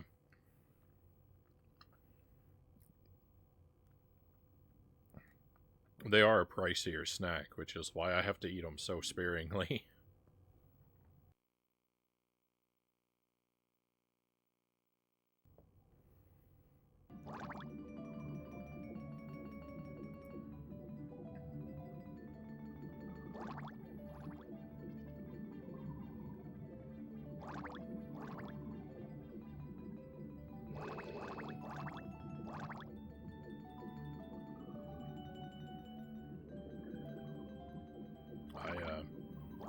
I virtually never snack on them off the stream, so like for the past if you've been keeping up with the stream over the past couple years, then you've seen almost every pistachio I've eaten.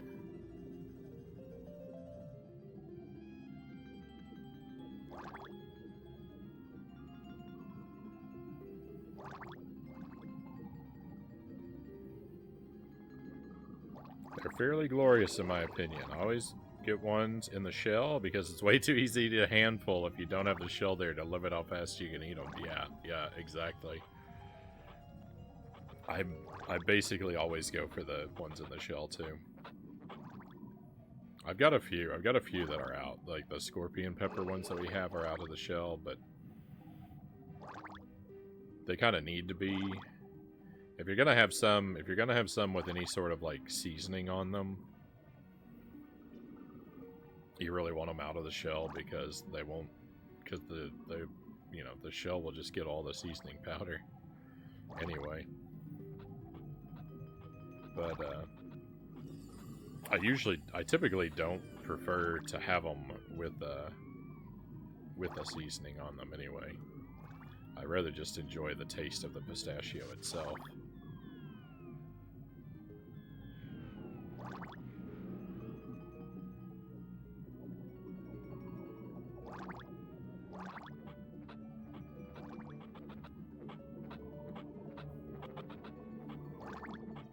Well, I'm sorry that I've sunk all this time, my friends, but I have a horrible feeling that I'm not going to be able to get all the things on this stage. The last 6, I think, might be hidden behind a wall that I failed to break, and now there aren't any atoms left to break the walls. I think I'm really wasting our time. Pistachios are the best nut, Chompy says. Yeah, pistachios are easily my favorite. I eat a lot of almonds. I don't like almonds as much, but I eat them because I think they're good for me. They're not bad.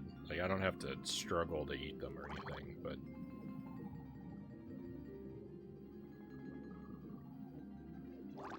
they're not as just simply joyful as a pistachio is. I really like cashews though.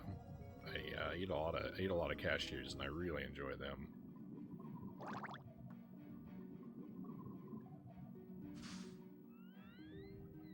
Cashew would probably be my number 2.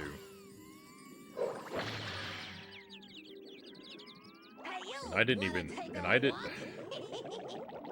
Awesome. Awesome. Got hurt twice in a row by the same enemy. And I got hurt by it while I was trying to attack it, so that feels great. That's what you want to happen.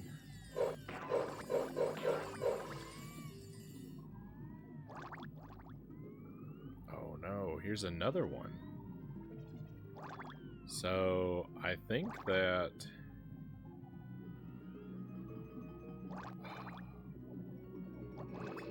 Why didn't they give Bubsy a way to interact with breakable stuff outside of the very items you collect? That's so irritating. I think the rest of the collectibles are...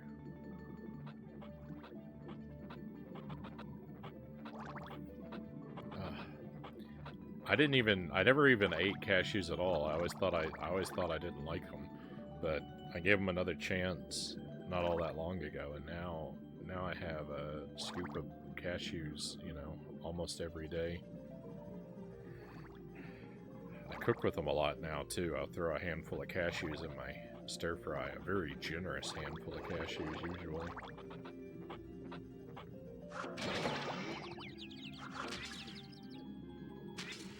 They're also kind of expensive, though.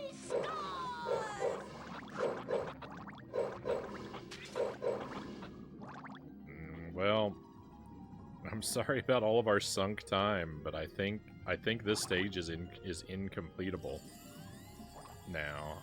That's another one where I messed it up, because I think I'm supposed to fire a projectile at these blue spots.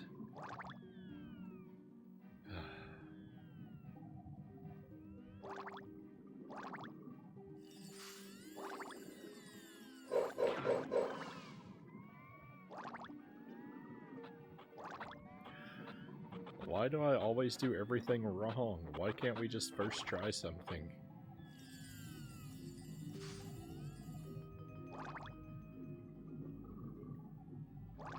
Did you know pistachios are actually seeds and not nuts?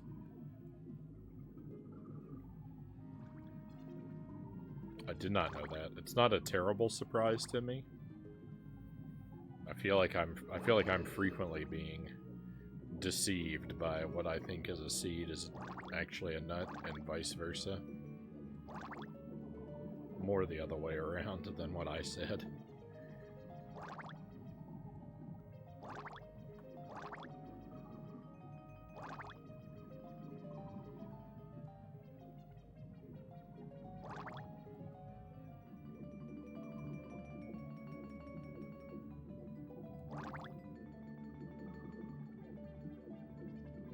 Pistachios are the best seed.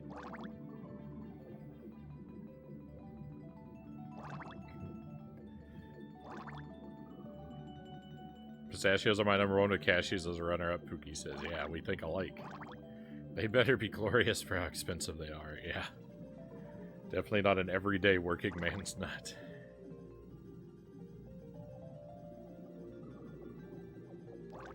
Hey, peanuts are great too.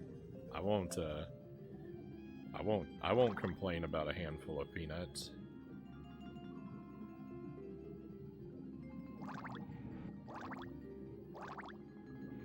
I don't know a lot of stuff about that either. Looked up a list and my mind was blown. My whole life has been a lie.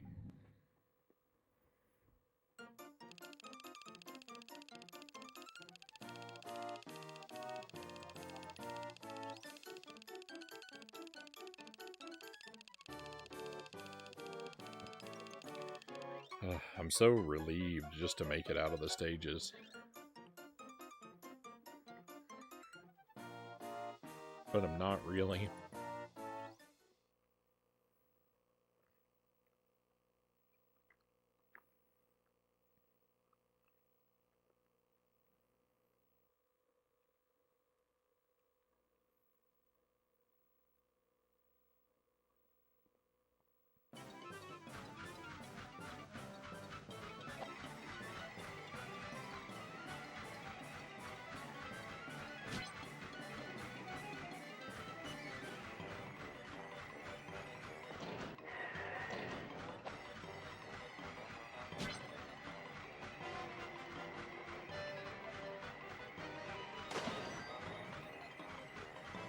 I did very poorly.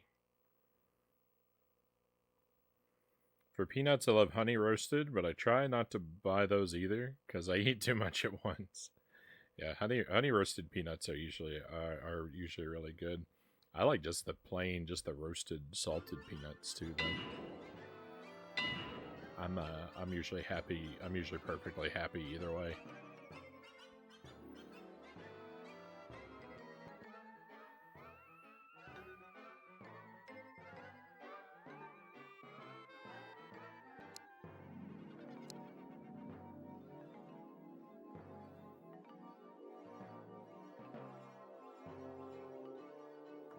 Stomach is rumbling so much now.